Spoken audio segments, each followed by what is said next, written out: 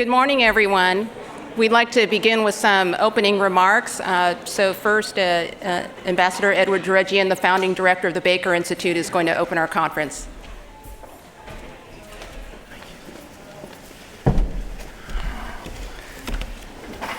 Good morning, ladies and gentlemen, and welcome to the Baker Institute. Before I start, I thought it would be appropriate to show you this New Yorker cartoon that might be very relevant to our discourse here. Now, this is certainly not our problem. We have both the information and we have the technology. So we will discuss what the problems are as we proceed in this very important conference. In a commentary by today's luncheon keynote speaker, Dr. David Blumenthal, which was published in the New England Journal of Medicine, he stated, "Information is the lifeblood of modern medicine, and health information technology is destined to be its circulatory system. Without that system, neither individual physicians nor healthcare institutions can perform at their best or deliver the highest quality health care. Yet we know that as early as 2009, a national survey indicated that electronic health records had been adopted by only 12% of the hospitals in our country, in the United States.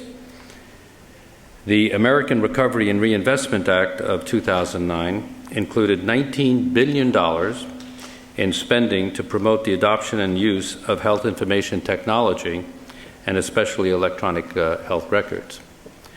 The majority of that funding consists of financial incentives intended to get doctors and hospitals to adopt and use the EHRs. Now, starting in 2011, physicians can receive extra Medicare payments for the meaningful, interesting adjective, meaningful use of an electronic health record that can exchange data with other parts of the healthcare system. For example, eligible healthcare professionals could earn up to $44,000 from Medicare or $63,750 from Medicaid in extra payments between 2011 and 2015 under this new program. To receive these federal payments, healthcare providers will be required to satisfy, again, meaningful use standards set by the federal government. These will include demonstration of improved quality, safety, and efficiency for healthcare, and demonstrated privacy and security of confidential patient information. The substantial funding and targeted focus of the federal government's initiative in health IT will challenge physicians, hospitals, and other healthcare providers to dramatically change the way that they organize their practices and care for patients. Now, hopefully, these changes will lead to improved health and healthcare as well as lower costs in the long run. The goals that our nation has set for itself in health IT are clearly very ambitious. There are some basic questions. Will the coordinated care, clinical decision support, and e-prescribing that come with health IT improve health care in a significant and worthwhile manner? Can we succeed in developing a nationwide interoperable health information system? Today's conference will explore the potential for health IT to deliver. So I am personally delighted to welcome today's speakers, all of you here, the participants in this conference.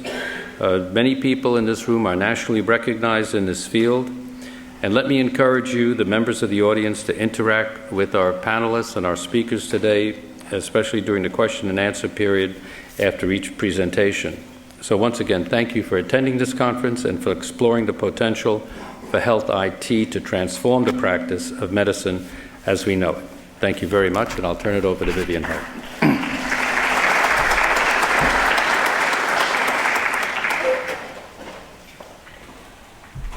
Thank you, Mr. Ambassador. I'd like to welcome many of the familiar faces. There are a number of people who come to our events regularly. And also, I'd like to welcome some of the people who are here, I know, for the first time. This is health information technology has been something that the Baker Institute hasn't presented any events on before, I must admit it's not been a research focus of the Health Policy Forum.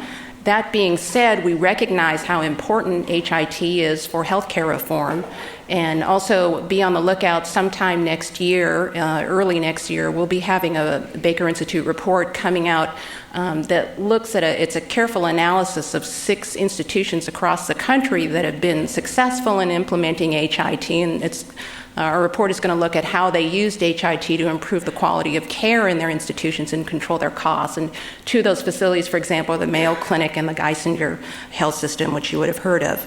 That effort's being directed by Elena Marks, who is the former Director of Health and Environmental Policy for the City of Houston. I'd like to just briefly thank our co-sponsor for the event, the UT Health System, and Dr. Kenneth Shine. You'll be hearing from him later today, and he was very helpful to us in conceptualizing this event. Also, I'd like to thank Janet Marchabroda from the Office of the National Coordinator. She has herself a very impressive resume in terms of health information technology from the private sector, and she's now working in Dr. Blumenthal's office. She'll be here later this morning, although she's not on the program.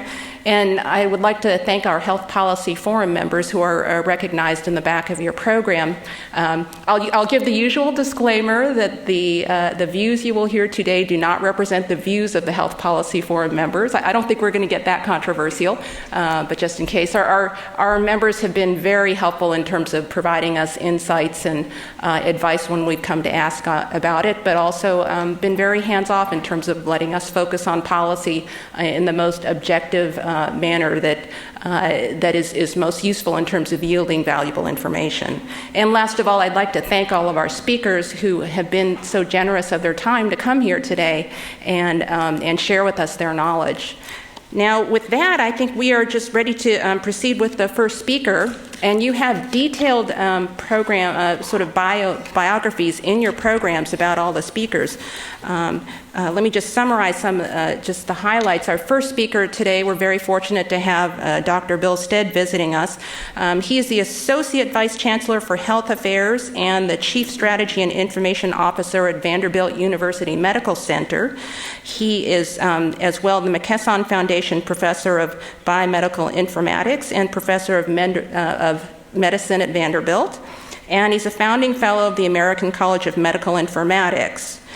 When he was at Duke previously on the nephrology faculty, he was part of the partnership that developed the medical record, which was one of the first practical electronic medical records in the country. From then on, he's been a recipient of the Lindbergh Award for Innovation in Informatics and the Cullen Award for Excellence in Medical Informatics. And previously, he served as the founding editor-in-chief of the Journal of the American Medical Informatics Association, president of the American Association for Medical Systems and Informatics, and presidential appointee to the Commission on Systemic Interoperability. With that, Dr. Stead, I'll hand it over to you.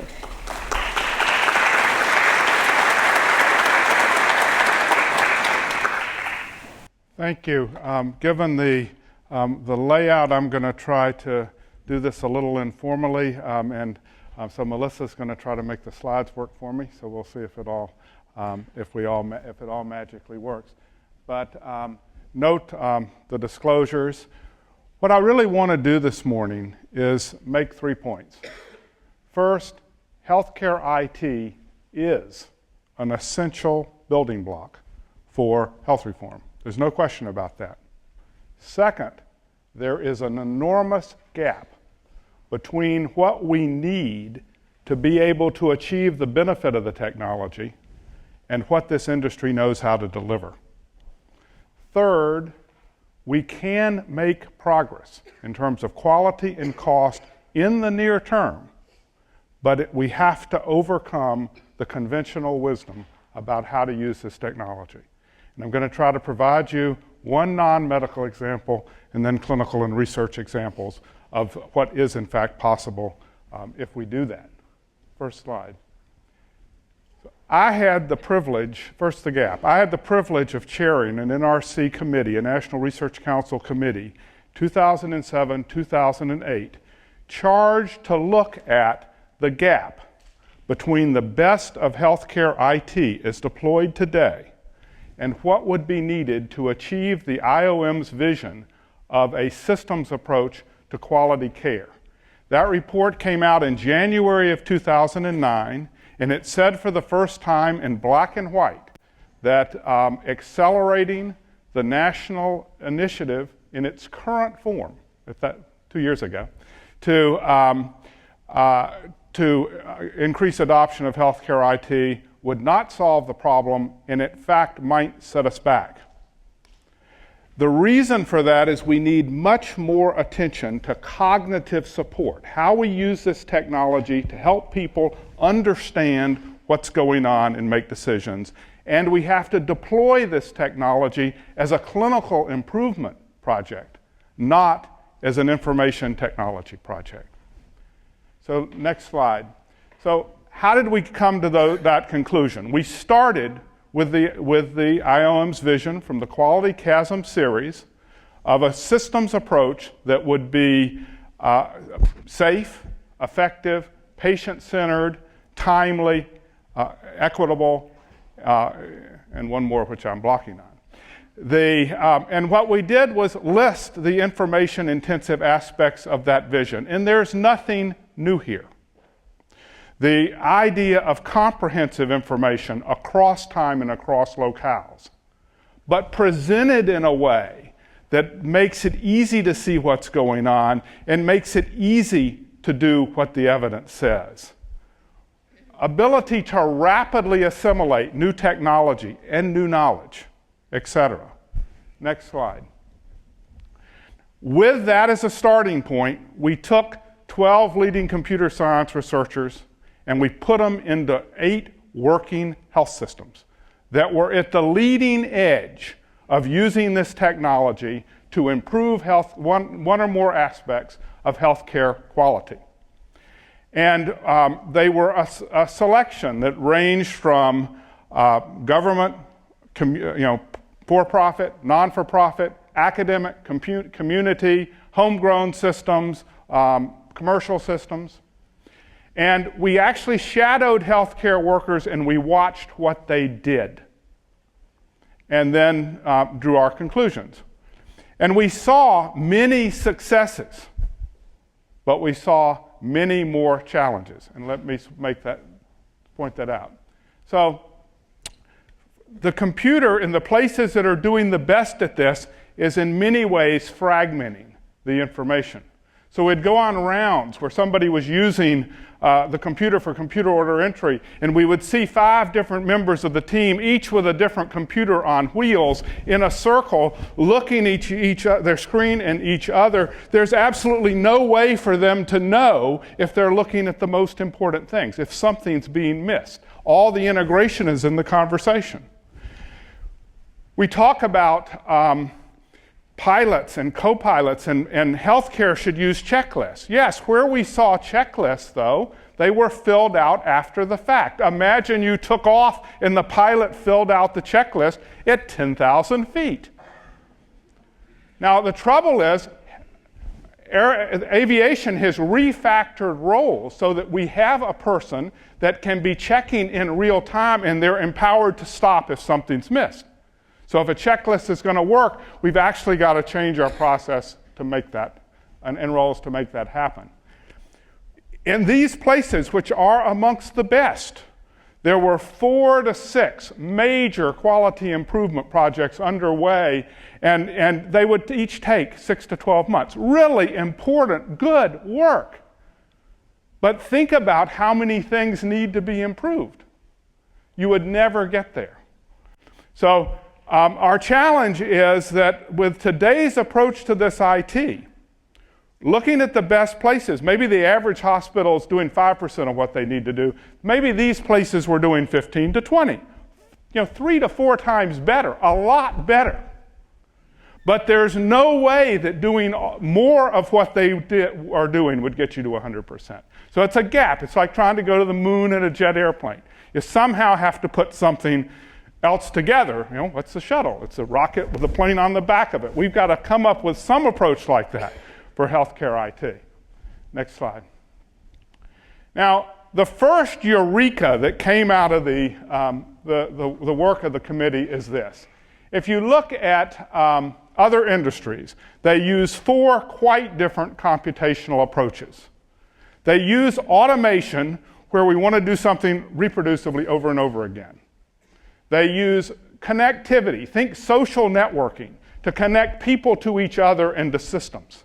They use data mining to discover relationships and information from disparate, unregularized information sources.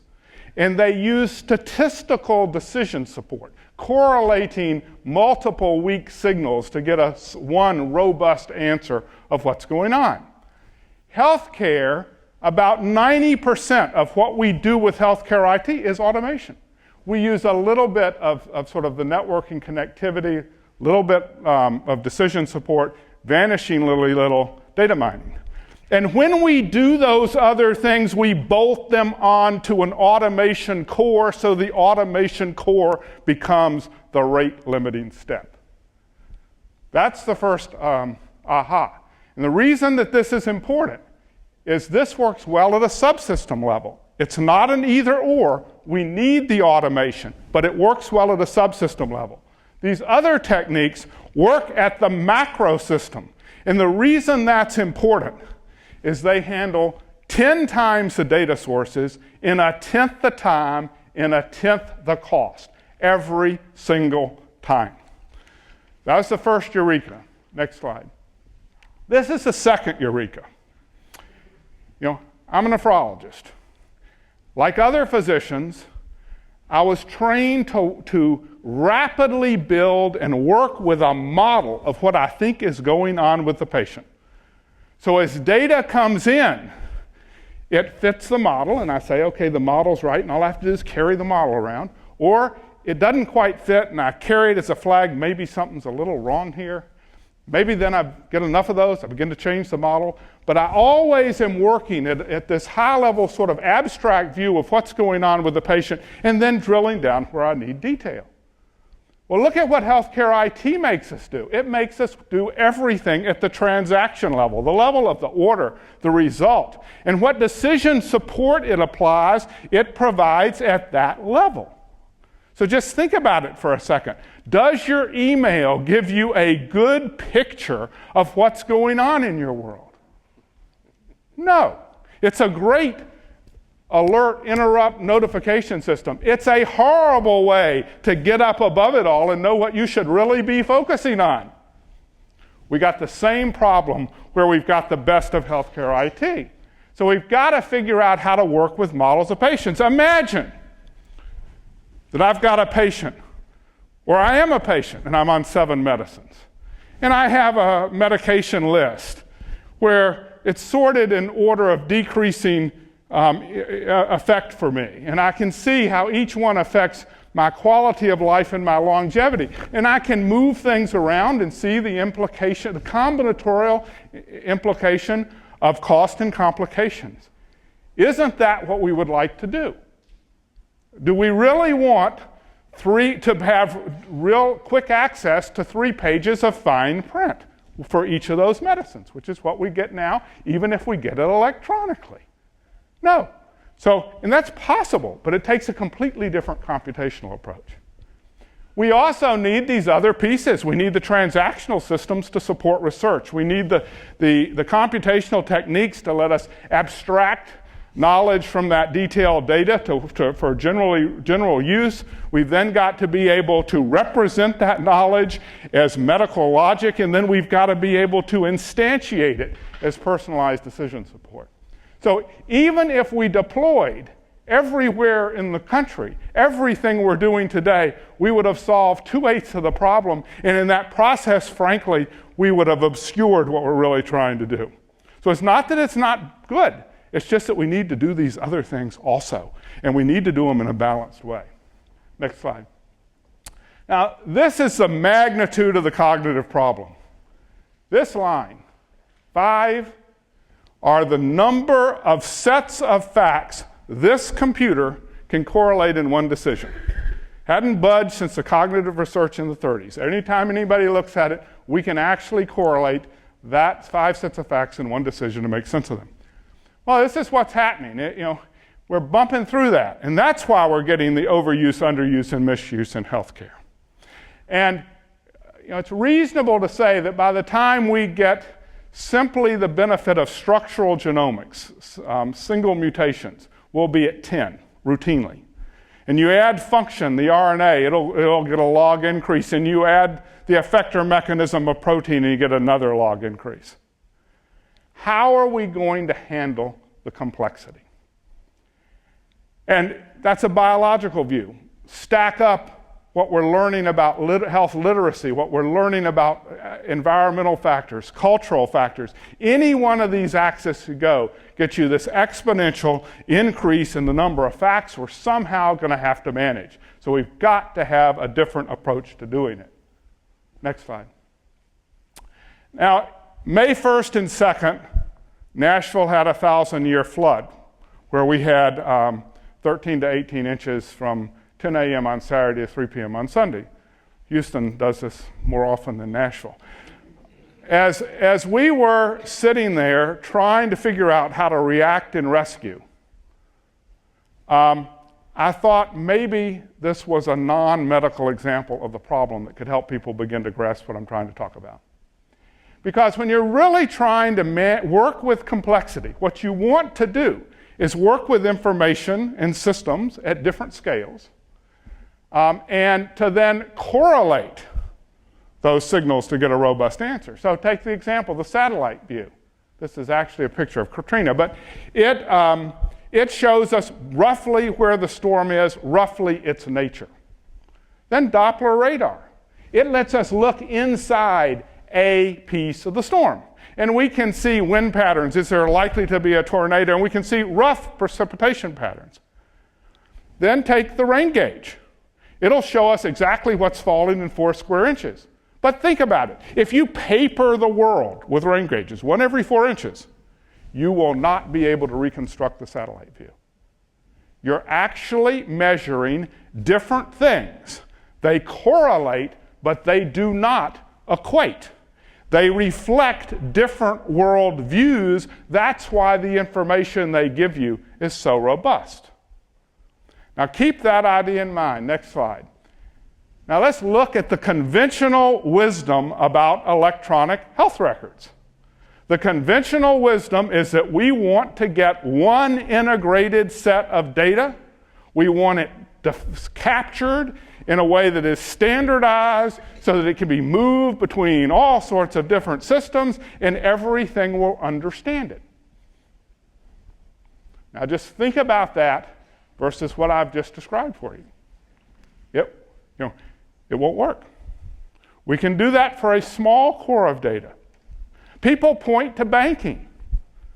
Yes, we can go to an ATM machine. Yes, we can make a transaction.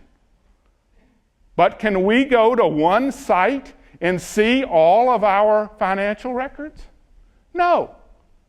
Each financial institution gives us a browser into their site, but there's actually a very small band of transactional information that we move through the system. So why do people think that banking, which is so much more simpler than healthcare, has actually gotten this? Well, maybe they have gotten it right because they haven't tried to mush it all together. We're trying to mush it all together. So we need a different view.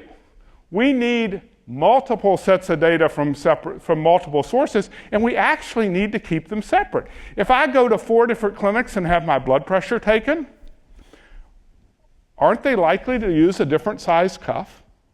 Aren't they likely to position the patient a little bit different? If they do those things, those numbers are going to mean something different. So the numbers from one clinic mean more related to each other than numbers across. Well, that's actually not true. They are more internally consistent, I guess is a better statement. But you've got to have the context, this other context. And we don't capture that context explicitly, and I don't know of anybody that's proposing we add that level of workflow to data capture to workflow to do so. So what is very important is to keep that context by actually keeping those buckets together. Then you can use, if you keep that raw signal, sometimes it can be captured in a standard vocabulary, something like a medication substance should be. But if we keep the raw signal when it can't be, we can then use algorithms to recognize syntax and to recognize concepts that are contained in the information. And we can then exchange those recognized concepts and drag this rich signal along with it so that people can look at it if they need to. Fundamentally different approach to the record. And this business of correlating multiple inputs. When I was an intern, which is longer ago than I care to think, if I had a high potassium, I'd quickly run a rhythm strip because it's very unlikely that the things that would mess up a chemical measurement, somebody having an IV in the same line, the blood cells breaking down, hemolyzing, would in fact cause the cardiac instantiation of the peak T wave. It's very unlikely that two things would screw up those two very different views of a high potassium. So if I see both of them, I know to treat the high potassium as emergency. If not, I repeat the test. That's just an example that's been around for years of how we correlate data. We're going to have to do that in an IT world. And it lets us do it if we open up the number of signals we can get. Next slide. So in retrospect, I actually didn't know this when we did the NRC study, but in retrospect, Vanderbilt, since the mid-90s, has been applying these 4 different computational techniques. So we started in December of 1995 using pure connectivity and data mining to aggregate information and to assemble something and to organize it so it looks like it's an electronic health record. But we don't have to change anybody's workflow. We don't have to standardize anything. You can think of it as a secure Google approach to assembling the electronic health record. We had the idea of in December of 1995, in March of 96, I demonstrated it to the Board of Trust, fully populated for our inpatient outpatients, cost $500,000, and it took 3 months.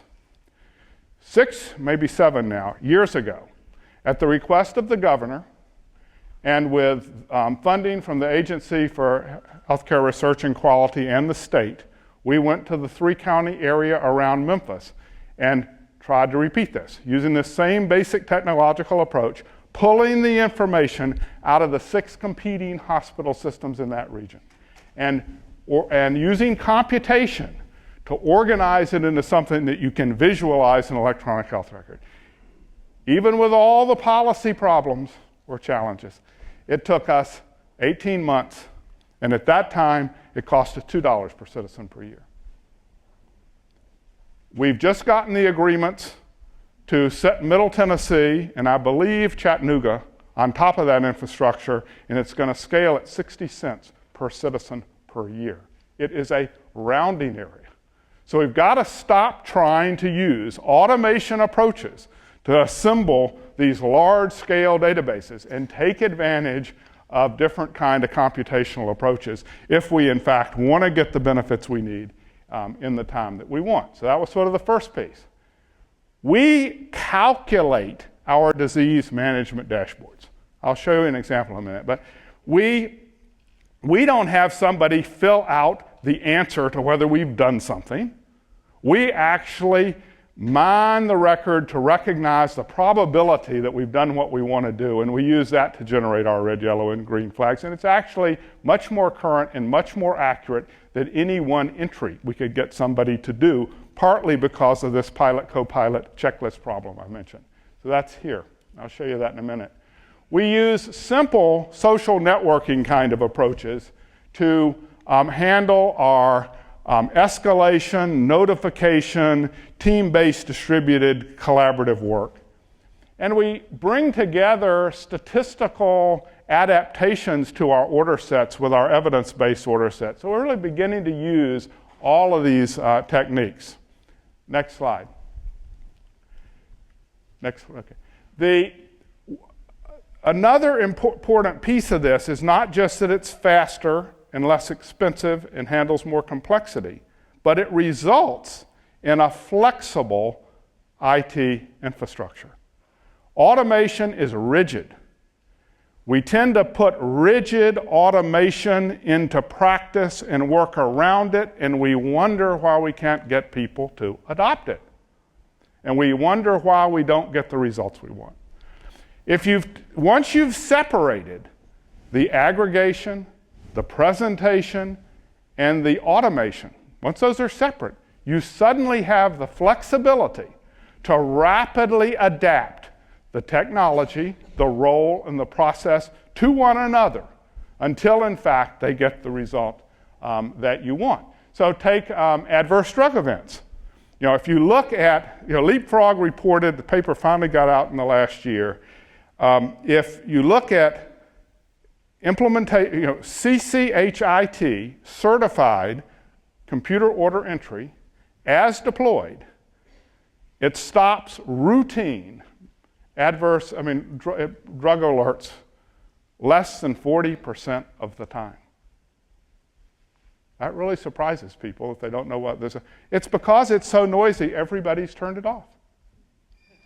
So, the suppliers of the drug alert databases won't make it less noisy because they're worried about the liability. Well, what you really need is not think of this as something that we can get right for everybody in all times and all situations, and think about how do we actually sit up above this and create the control charts, the levers that let people manage this. So what I want is a control chart that shows me this is the rate at which I'm having adverse drug events.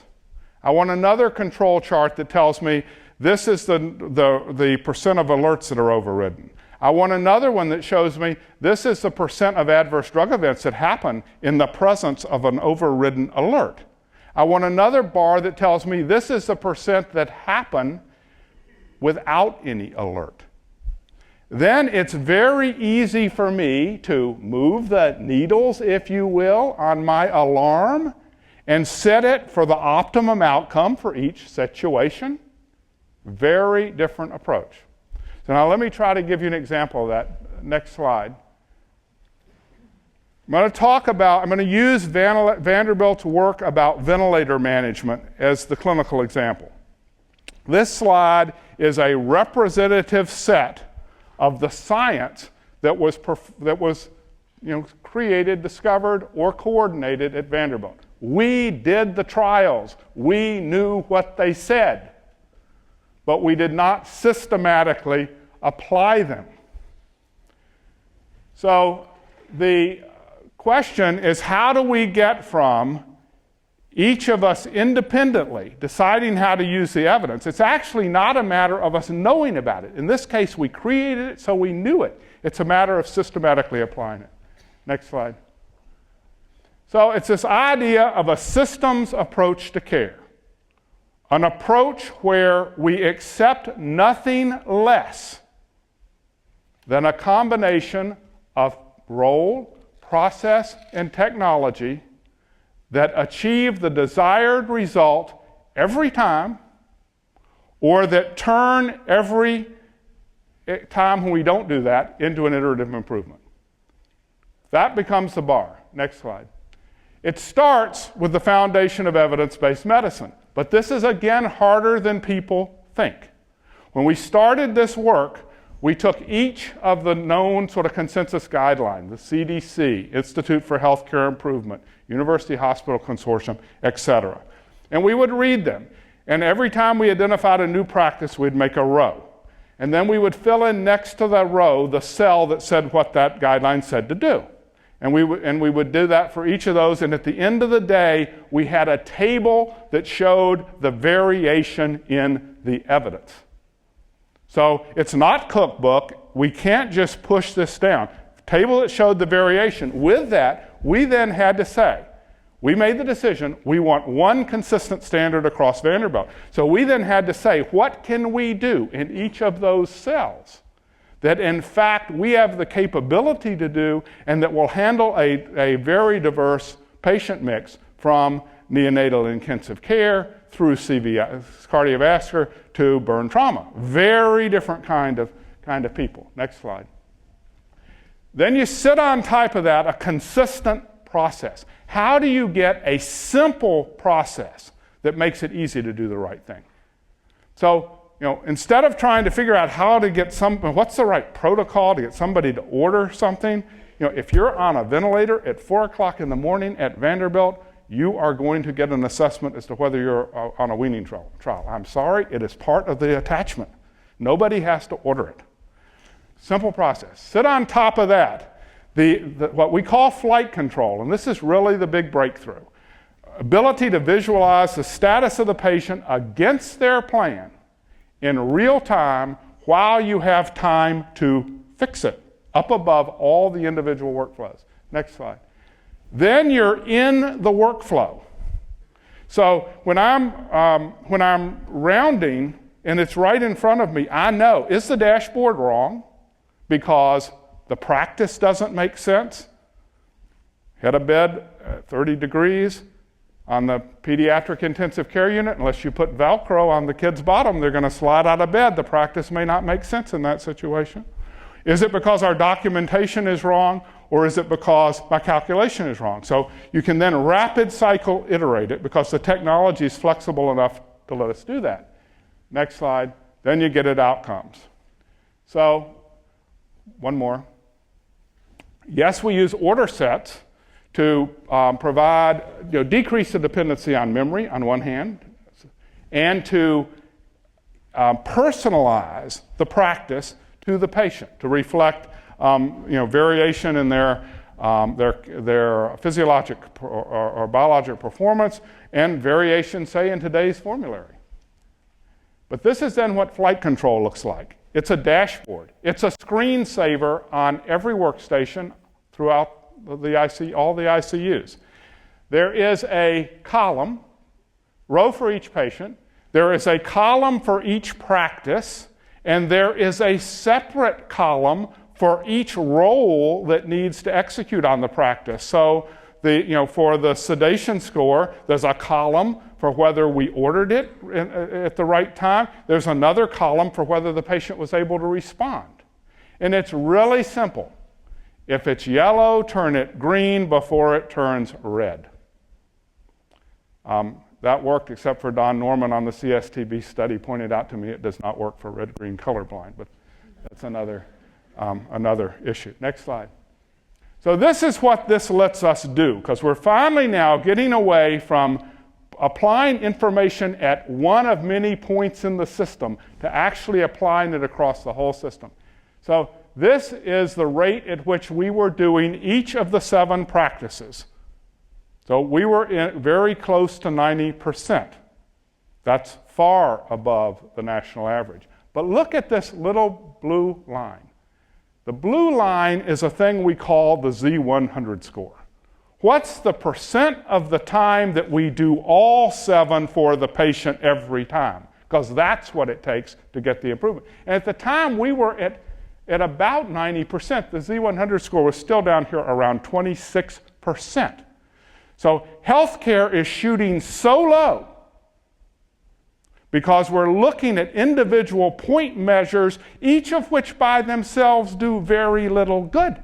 It's in fact bringing them all together that gets the dramatic change in quality. And when that crossed 60%, we had a 50% drop, this is the green line, in ventilator-acquired pneumonia across the entire hospital 6 months over 6 months. Next slide. And this is what that means. In that in one fiscal year, that means 18 people walk out of the hospital that would not have otherwise walked out of the hospital. So it's a real quality impact. And it dropped $4 million to the bottom line. So yes, we can improve quality while decreasing cost, if in fact we do it as a system. Next slide. Now, that's the clinical example. Let me talk about the application to research. So I've said we've used this aggregation and statistical processing approach to creating our aggregate healthcare record. What we then did was put that together with additional statistical techniques to create the largest genotype-phenotype correlation resource in this country. We've currently got just under 80,000 matched phenotype and samples for genotype. Next slide. Now, this is what we do. So we take the electronic health record, and then we repurpose it for this hypothesis generation capability. It's a thing we call the synthetic derivative. We call it a synthetic derivative because first, we de-identify the information. We do it with a one-way hash, which is a computer algorithm that lets us take the medical record number and calculate something and you can't go back, you can't reverse calculate the the medical record number from it. So you cannot get back to the identity. And yet, since it's derived from the identity, as new information comes in, we can continue to push it down into the synthetic derivative so it in fact stays current. We then, the second thing that makes it, in addition to then scrubbing it for all the sort of stuff we have to do because of the privacy and security regulations, we actually introduce disinformation. So we have, so we will take each date in it and reset it as a temporally correct offset for a random start date. So we can't tell which year something took place, but we can tell how they relate to each other temporally. So that makes it much harder to re-identify. We've now actually got a privacy group that you can think of as sort of being like a virus group. You know, our virus stuff has to keep ability ahead of our ability to create malware. We've actually got to be able to keep ahead of our techniques for re-identification. And we actually test each query out of this for whether it's computation, what its computational risk of re-identification is. And therefore, we have written statement from the Office of Human Research that this does not constitute human research. We can use it in that fashion, so it's an opt-out model. We then match it to what would otherwise be discarded blood systems using the same one-way hash so that we can put them together. Next slide. Now, we then had to do a demonstration project because we had to prove that we could actually identify clinically meaningful phenotypes, clinical characteristics of the patient from this aggregate, unstructured electronic health record. And so what we did was to sequence 10,000 of the specimens at 142 loci, single nucleotide polymorphisms. And we then created phenotype classification algorithms. You can, natural language, concept matching, whatever word connects with you. For rheumatoid arthritis, type 2 diabetes, atrial fibrillation, Crohn's disease, and multiple sclerosis. And we then use those algorithms to retrieve cases and controls. And then we said, can we reproduce the published genotype association results? And we were able to, for those diseases, for each of the situations where that 10,000 set had the number of patients the literature said we would have the power to do it. So that was sort of the first demonstration project. But there's a really important observation in that we believe, we still got to prove this, but if you look at multiple sclerosis, there was one SNP where the odds ratio that we got out of this unstructured, aggregate, multi-decade electronic health record was greater, significantly greater, than the odds ratio that had been gotten out of the tightly controlled, curated clinical research trials. Our hypothesis is that having 15 years of observations from any number of sources in any number of settings is actually giving us a stronger signal than a much more limited, much more regularized data set would have. Hypothesis remains to be proven. Next slide.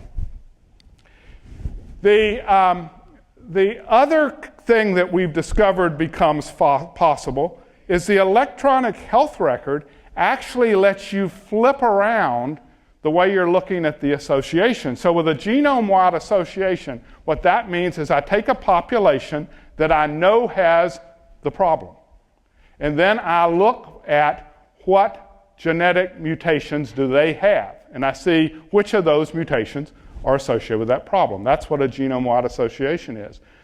We've coined the term phenome-wide association for the flip of that, because with the electronic health record, we can actually take a SNP, and we can now tell you every single phenotype that occurs in that. And so we were able to reproduce that, yes, with this SNP, it did have a strong odds ratio with Crohn's disease. That was known. But look, a much stronger association with prostatitis, previously unreported. We're now doing the research to see whether that's right or not. This is a hypothesis generation tool. Next slide. So with those as the basic ideas, these are sort of my take-home messages for what it means for people that are trying to tackle the electronic health record opportunity at scale. The first is, yes, when we can get regularized standard information, of course we should do so. And I think the places that should be easiest are going to be things like drug dose substance. We make the darn thing. If we can get past the drug industry's interest in making each product look different, we should in fact be able to label it the source with its standard input. Same probably for lab tests, names, however, not for lab results, because no lab result means anything separated from the standard with which that instrument was calibrated. So yes, this is an anding. We want to put together what we can regularize with these other techniques that let us get at everything else. And so it means we need to capture the signal in any source, in any form, as raw signal. I think it's going to be very interesting. If you've looked at Microsoft's PhotoSyn, it takes pictures that anybody takes from anywhere and assembles it into a virtual tour of, say, a piece of a city without anybody registering those photographs. I mean, to make them all be of the same thing. The power of having millions of photographs. Let the computer recognize what all those overlap and assemble a very robust view of what's going on. I can tell you that the doctor that had my daughters and my digital photographs would know a lot more about what's going on in my family than any electronic health record, as we think of it historically, will ever tell us. So any source. We've got to keep each of the sources separate because they each have their own context. I made the statement about the blood pressure, but can we produce a single meaningful medication list for a patient? Seems simple. But think about it. Does somebody order or prescribe every medicine you take? No. Does everything that's ordered or prescribed get dispensed? Does everything that gets dispensed get taken? So what in fact is going to be the right view of that information? I'd love to just see a mashup. What's the frequency with which you've visited different pharmacies? I think that would be very interesting. I think it would be very interesting to know what are the drug substances that might be in you. Not the medication names, but the drug substances. I'd like to then be able to click on one of them. Which medicines might they have come in? So I think we got to think about a very different view of how we bring this data together at such scale that it lets us visualize things we now cannot visualize. Another point, we've actually got to keep the aggregates separate and interpret them for a purpose. So you go to Vanderbilt, we've got this electronic health record. It is derived, if you will, from our automated systems and a lot of other things. It is governed by our medical center medical board. It is used for patient care and quality improvement. We then have the synthetic derivative. It is computationally derived from the electronic health record with an opt-out model. It's governed by our institutional review board. It is used for hypothesis generation research under this very careful control of the re-identification risk. Now that we've gotten the agreements to bring up Middle Tennessee on the Memphis-Rio, we'll have a third aggregate. Again, computationally directly created from our electronic health record, now probably if Middle Tennessee follows Memphis as a regional opt-out, and it will be used for coordination of care and our ability to see things across the region. And if the board is anything like the Memphis board, it'll explicitly say no secondary reuse. We'll then, I believe, create a fourth version, because each of these is dirt cheap to create. They're created computationally. They don't take administrative work. We'll probably create a regional trials database that is consented and is managed by our regional CTSA to manage that aggregate.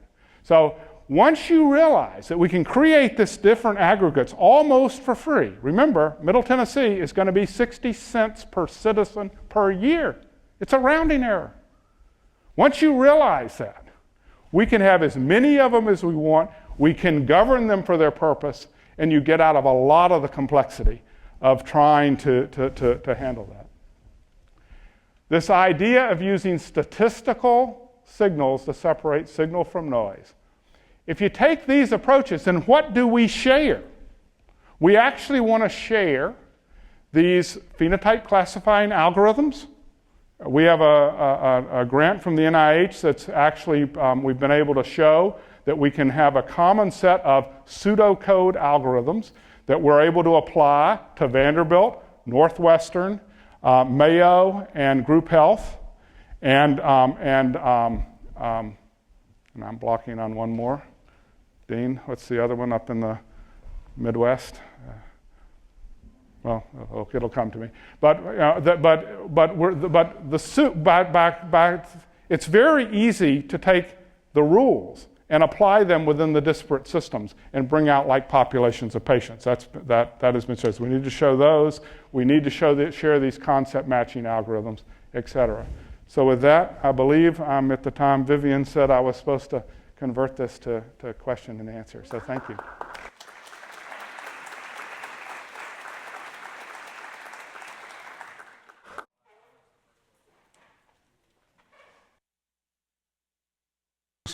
Is it working? Hello. So, we work with hospitals like you guys, large academic medical centers, and a lot of the things that you talk about and people like John Glasser have talked about historically really aren't possible for, where most of the care is done at the community hospital level. How do you really change the game there?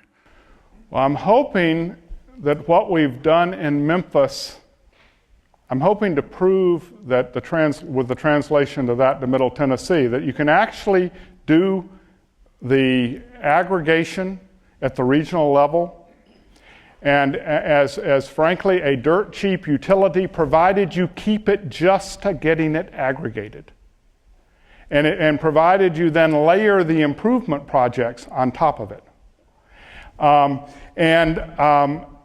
Computationally, there's no reason once Middle Tennessee's up that we will not be able to produce the ventilator dashboard for the hospitals that compete with us, and that our intent is to try to do that. So once you decouple that they can have their own systems, whatever they are, and that we can get the information together for them as a very lightweight, inexpensive utility, and that we can use that to provide the satellite view, that begins to get us in the right direction, if that helps.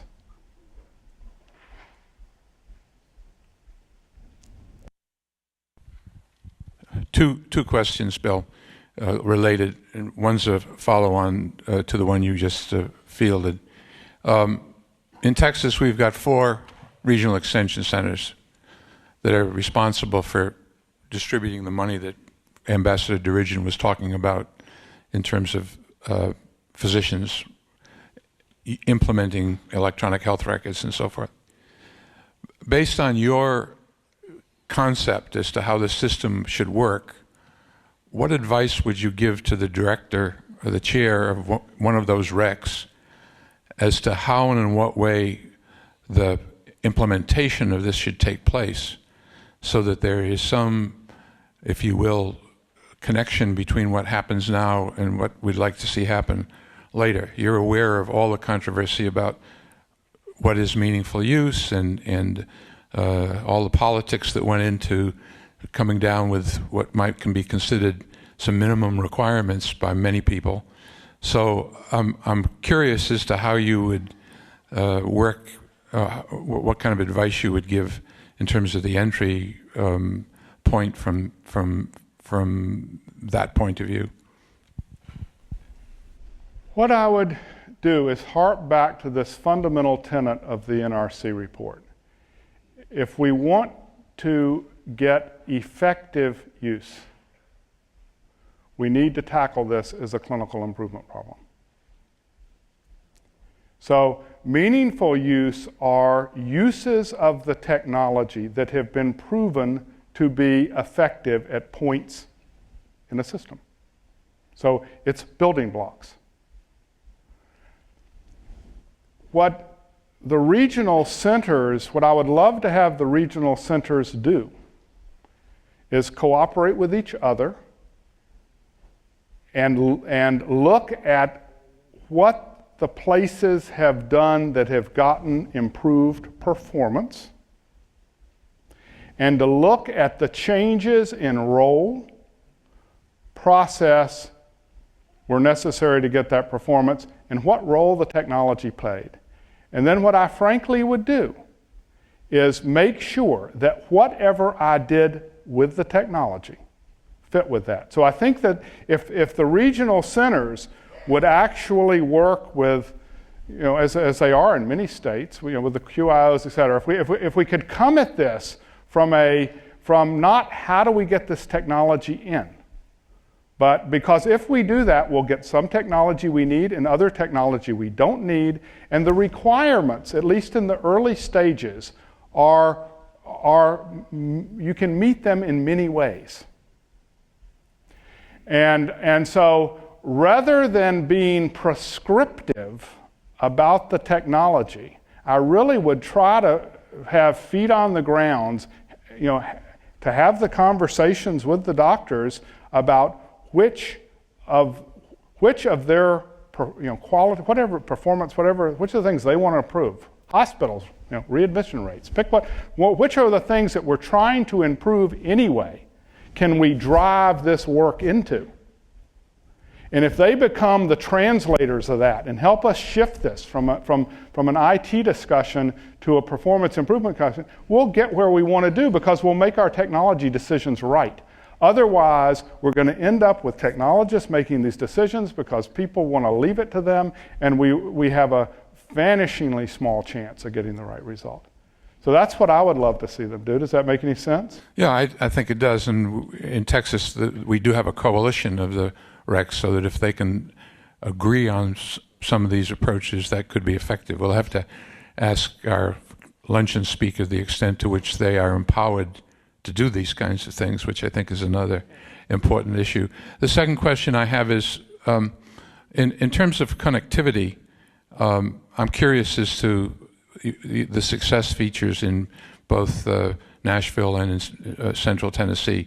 What we've seen in Texas is an enormous amount of proprietary ownership of data. We've seen hospitals and hospital chains particularly that see access to electronic records for their patients as being very important proprietary devices, and they don't particularly want to see, they'll respond to the law by faxing an electronic health record to somebody, but they're not particularly excited about necessarily being part of a network where the access to the record is simple. I just wondered what strategies you used in this area. Very, very important question, because I think what we have to do is help them understand that the only way you're going to bond to the physicians you're trying to bond with, or whatever the thing is that's giving them their proprietary thing, The only way we're going to do that in the face of this train called health reform. I don't know about you, but Vanderbilt believes we've got to get 25% out of the cost structure by 2014. We don't sleep a lot at night. If they begin, and we're not going to do that by installing technology and by using technology as a proprietary thing. We're actually going to have to focus in on the changes we're going to make to get out the problems with coordination and so forth. So I think we've really got to figure out, how do we make a compelling case for the opportunity of collaborating around a common infrastructure, which is absolutely minimum. This is the reason I said keep it to nothing but the aggregation. Then let each of us compete on how to provide value on top of that. But it's the whole problem of how to create the commons, and it's not easy. But we did, in Middle Tennessee, in Memphis, we did it because the governor convened and asked Vanderbilt to help. We were the hated outsider in many ways. They banded up to protect themselves from us. But we then proved that it worked in Memphis, and then we came to Middle Tennessee, where we were now the hated insider. And Vanderbilt, HCA, St. Thomas Baptist, the extension system, and Metro government all agreed to split the funding of the regional bank based on revenues. Memphis just is getting to that agreement. So we would never have gotten there if we hadn't had the results from Memphis that proved it possible. So I don't know if that helps. The mics, there are a couple of... Speaking as an IT insider as opposed to a medical professional, and I like your analogy of going to the moon, because there are a lot of airplane manufacturers. Every day people are saying, buy my airplane, buy this airplane, we can get you there faster, we can get you there more economically. Nobody's talking about going to the moon like you did. So how do we change, and where was the aha moment, besides the things you're talking about, why, that forced somebody to go to IT and say, we don't need better airplanes. I realize there are a lot of airplane manufacturers. We got to fly someplace. We got to go someplace airplanes don't go. Because with the limited dollars and the limited squeeze and the time, right now vendors are driving an awful lot with, look at my bright new shiny, better EMR, better EHR, better, let me put different letters on it so it's new, as opposed to this total paradigm shift of, for instance, your co-pilot checklist idea? Well, I think our challenge is IT to date, in most cases, has not delivered on a value proposition because we've done it the wrong way. So they're trying to largely sell you more automation. And many people have enough of that. They need some of these other tools. So one thing that the IT leadership has to do is to partner with the quality leadership and the financial leadership and really test, if I do this, will I get there? So which of these vendors can solve your business problem in time to make a difference? 25% out of the cost base in 4 years. I'm sorry, what you're then going to discover is it's going to take secure Google, statistical, visualization kind of approaches, analytics, to getting the information together to help us model the right choices, make the right decisions, be it in individual care or not. We are facing a sea change, and there are going to be some people that ride that wave, and the rest are going to go out of business. We've got to change the dialogue. IT isn't this necessary thing to increase the efficiency of what we have a little bit. It's a key piece of changing the game. Okay, what's the new game going to look like? What does that tell us about what we have to do with IT? You've got to change the dialogue. Thank you. First of all, Vivian, I hope we are going to get a copy of these slides, please. Great, thank you. Second thing, I'm Candy Clark Aldridge from the City of Houston, and we are a purchaser of health care for 67,000 members. We pay over $300 million each year. Thank you very, very much for your new approach to handling disparate sets of data. Thank you. This has been very, very refreshing.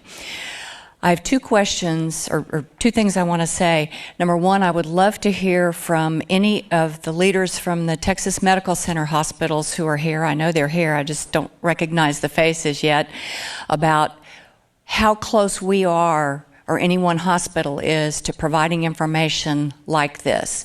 This would go a long way to giving employers information on quality, which has been a widely magical, squishy variable in trying to purchase health care. Second of all, I am a board member of the Houston Business Group on Health, and we've worked with several of the business groups on health around the state of Texas over, what, Greg, 20, 25 years. And Texas had a requirement for a period of time, I think it expired in 2007, for hospitals to report some very, very elementary data about mortality, morbidity, frequency of procedures, and it did require the hospitals to provide them all on a simple template. I hope that if those of you who influence legislature become aware of this in the upcoming legislative session, that you will support such a thing, because it takes 2 or 3 sessions to get things like this passed, where data can be aggregated in its simplest fashion so that people do have this information on which to make decisions, on which to ask questions, etc. So I guess I'm directing question to you. Do you know of any hospitals in Texas that are working on endeavors such as the Vanderbilt project? Thank you.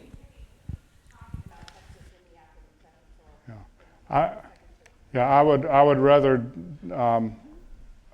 allow that conversation to. I know many of the people here, but I'm not as close to Texas as I am to Vanderbilt. I have a question as to whether the computational approach to using the aggregated data will meet the federal requirements for core performance measurements.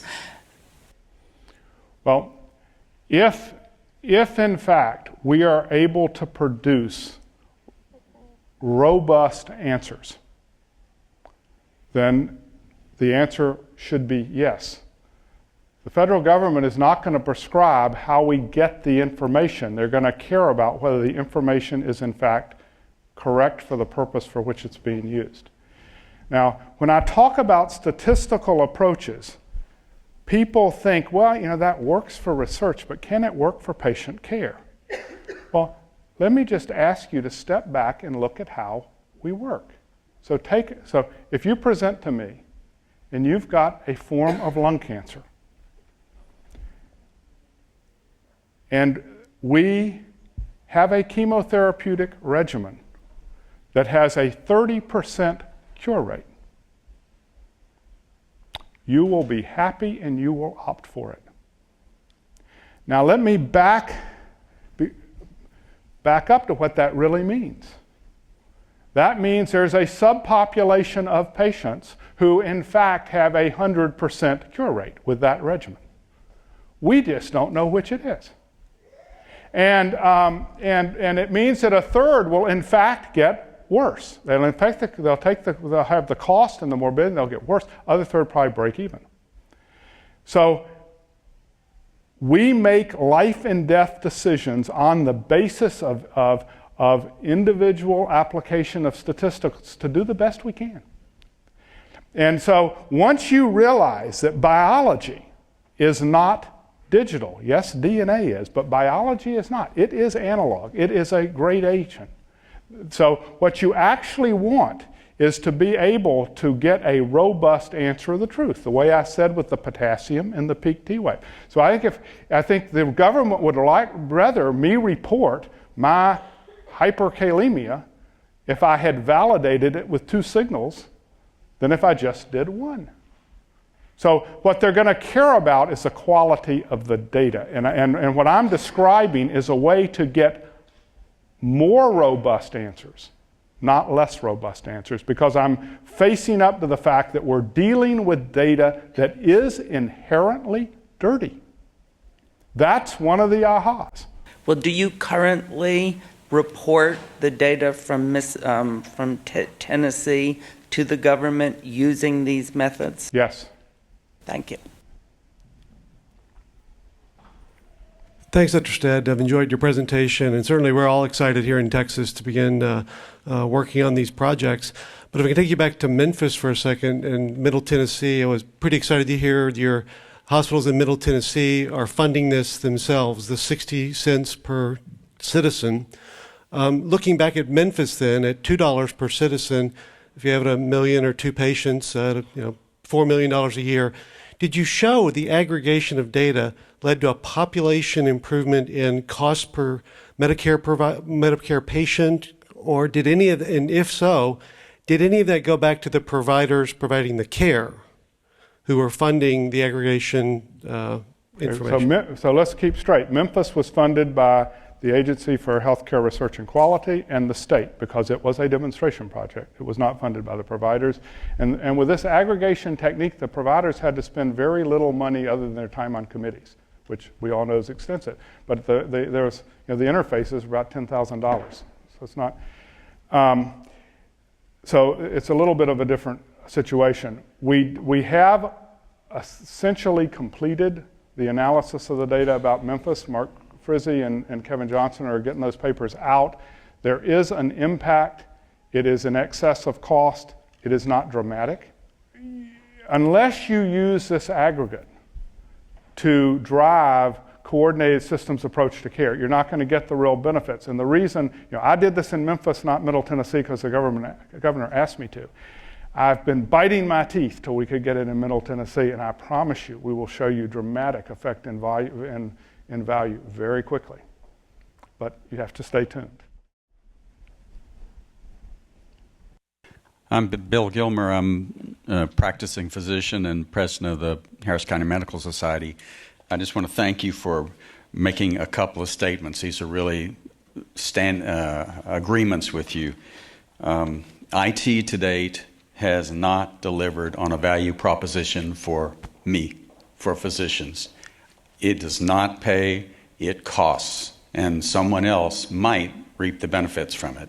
There is a big, basic, unstated opposition, and we need to find ways to make it a value proposition, as you say, to tackle it as a clinical improvement or a productivity improvement thing. If you show me some value, you'll get docs who want to use it instead of the way it is now, which is shoving down people's throats. And I know that was a big part of what you were saying, and this is exciting to see that you can make an argument in this way. And I think that's going to be the duty of some of the RECs and the other organizations here, the Greater Houston Partnership and several others, to try to make that value proposition so that we can all buy into it and make it work. And it is possible if you will. So you need to start. I mean, in our hands, when we started dealing with physicians in the outpatient world, the quickest payback was intra-team communication. The next payback was around prescription management. And then, but you've got to say, what's the benefit, and what do I need to do to get the benefit? I don't care if it's 1,000 scribes or if it's IT between you, me, and the gatepost, but get the benefit. If you drive it that way, you'll get a different game. We need to quit, so thank you. Thank you very much.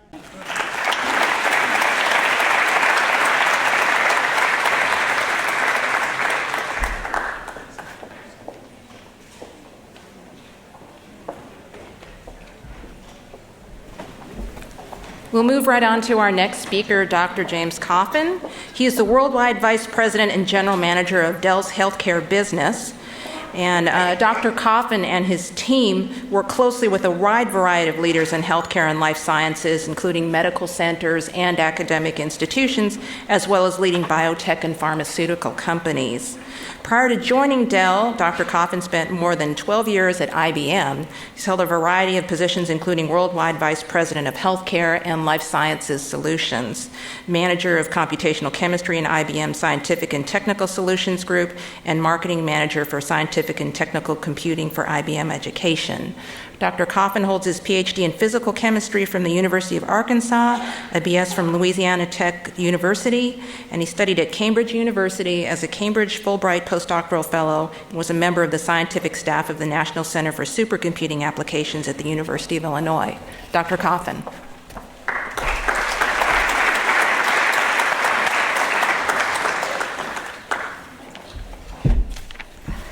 Okay. Good morning, everyone. My name's Jamie Coffin. I'm the Vice President of Healthcare and Life Sciences at Dell. I'm honored and delighted to be here today. I have to tell you that being the middle speaker between Dr. Stead and Dr. Blumenthal is kind of a hard thing to do, so I appreciate that. Let's talk a little bit about the healthcare industry overall. So it's a really exciting time for healthcare overall. You know, all the reform that's going on right now is making it a very interesting industry. You might say it's a time of uncertainty. I think that a lot of people in the industry see this as a real opportunity for the industry to make a huge amount of change. It's really a time for change for the industry. Before we kind of move forward, let's kind of talk about where we currently are as an industry. Is this working? There it goes.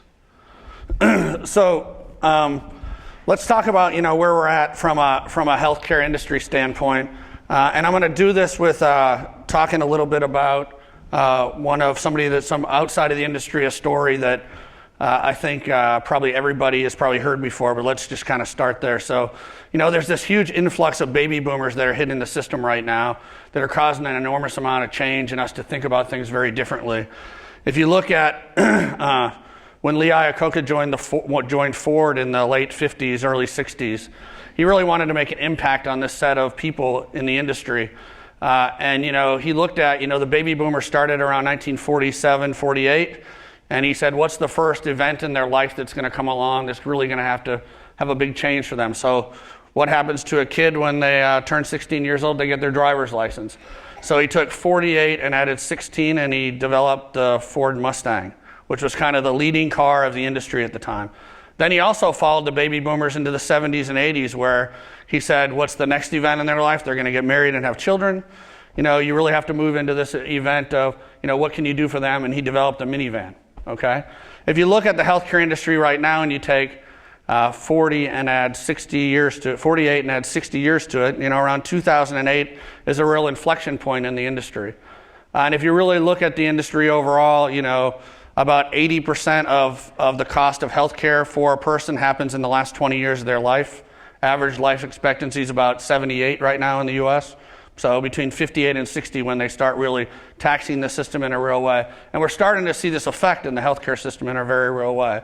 So, and at the same time, we're seeing healthcare costs rise at an enormous rate. I saw a study yesterday that said, I think it was in USA Today, that said that the percent of GDP that healthcare is going to be by 2020 is around 19.8%. Huge amount of the GDP. And if you look at us compared to other countries in the world, like the UK, where it's around 11 or 12%, other countries where it's even much lower. I'm not sure that the quality of care in the US is that much better than other countries in the world. So there's a huge move to lower costs in the healthcare industry while increasing quality, while increasing efficiency in the system, and really driving a lot of the things that we're trying to do from an outcome standpoint for the patient. So this is a pretty easy thing to go do, right? Lower costs, increase quality. So if you also look at what other problems in the industry that are going on right now, the incentives are very disparate for the industry. Doctors get paid essentially by the click for a patient. The more they can do for the patient, the more that they get paid. So the incentive system is really kind of disparate and dysfunctional and very inconsistent around the way that we do things. It's one of the reasons, that things like imaging centers have popped up all over the country that are kind of physician-owned. One of the reasons that you see these practices get more patients into their imaging centers because they have to pay for the box, right? So it's a real significant change in the way that we have to look at healthcare. And what's happened around the reform so far has really been a reform of the insurance industry, not of the way that healthcare is going to be delivered. And then finally, I think one of the things that's a pretty interesting thing that's happened in the industry is if you look at, healthcare until about the 1970s, our parents went to the doctor. The doctor said, I remember from med school, you have these symptoms, therefore you should take this drug or you should do this treatment. Our parents actually did it. In our world today, patients tend to go into the doctor with more knowledge they think than the doctor, and they argue with the doctor about what the right treatment is. They'll say, I think I should have this drug. I'm sure I have this disease. I think I should have this drug. So the information world has really changed, and the availability of medical information has made it more of a theocracy for the patient. And what this has really done is empower the patient, but it also has added a huge amount of complexity to what the physician has to deal with every day.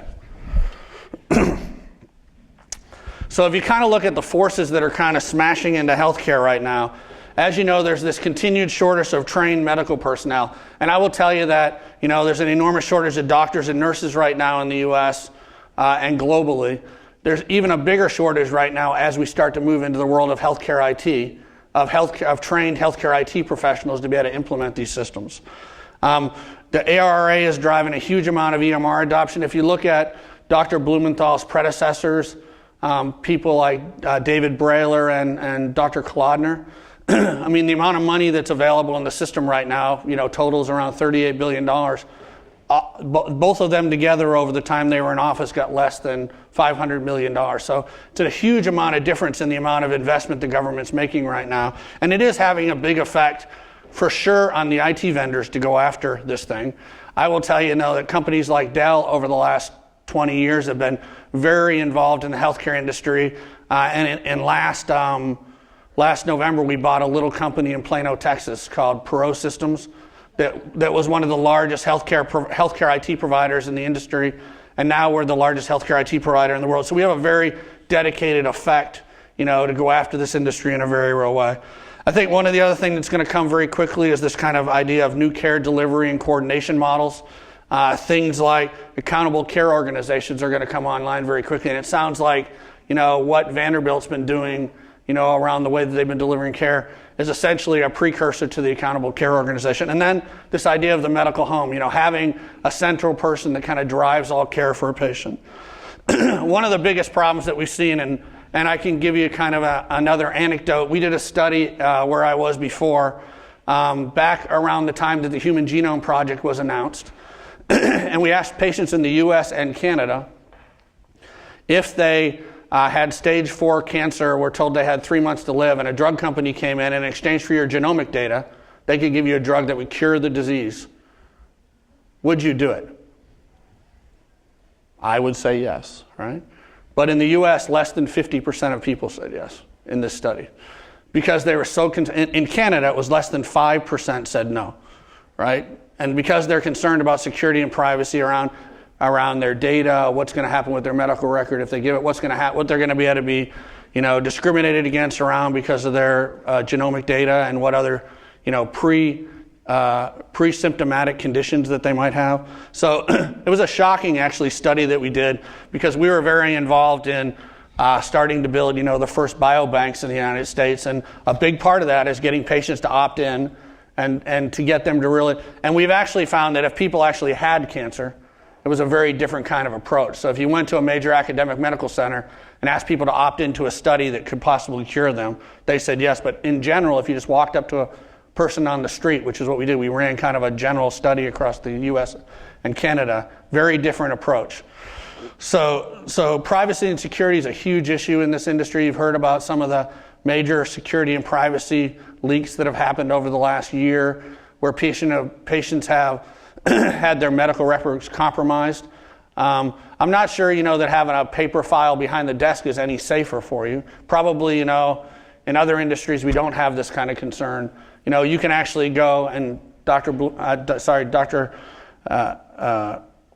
Bill gave an example of, the ATM machine. You can go to any country in the world For instance, I can go to Kazakhstan and look up all my information about my financial records, but I can't walk across the street and my doctor can't tell me, what drug I was taking yesterday.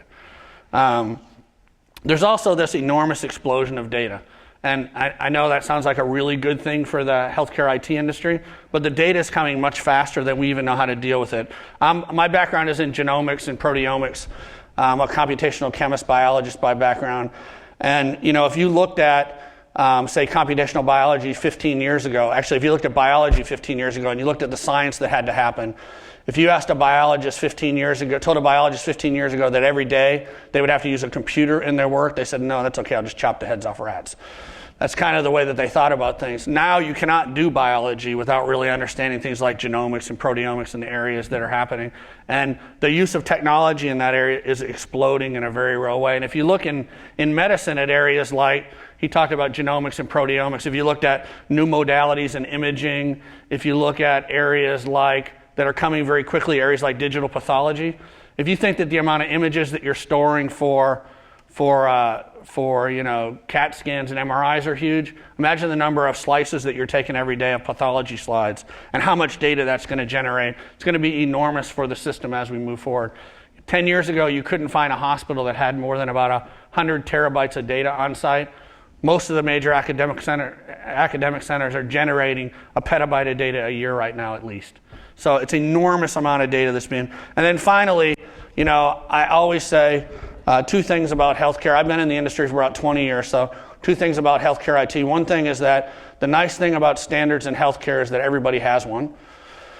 The other kind of thing that I think is really interesting in the healthcare industry is that, if you look at a major hospital system, take a 500-bed hospital, and we manage about, in the U.S. there's about 5,800 major hospitals, 5,800 hospitals in the U.S. We outsource at Dell about 10% of those, so they're completely outsourced to Dell. So we get a good picture of what's happening across the whole spread of large hospitals. The average number of applications inside of a 500-bed hospital is around 300, and they're all best of breed. So there's been a big push, and if you've ever been to a show like HIMSS, how many people have been to HIMSS? If you've noticed, there's HIMSS is the Health Management Society for healthcare, and if you've ever noticed at the show, every year there's another 100 EMR vendors or another 100 PACS vendors. These are companies that just keep continuing to pop up, and they all have a code that's better than the last guy, right? And they somehow convince hospitals in every major market to go and buy those codes every time. So it makes it for a huge amount of complexity. And over the last 25 years, there's been an enormous amount of negative synergy between the software vendors to interoperate. And the reason for that is because then they get locked down with the patient. If your data is easy to move between one vendor and another, you're more likely to leave that vendor and move to the next one. Some companies that have been kind of leading the wave and changing that are companies like Siemens, who have built on, an open systems kind of platform now in their new Saurian platform, a very interoperable platform that they started to build. Other vendors, have not done such a good job. I actually met with a president of a major IT vendor in the industry, one of the largest EMR vendors, maybe 4 years ago, and I won't even say whether he or she, because if I do, then it'll pretty much tell who it is. And I said to her, we really need to build interoperability.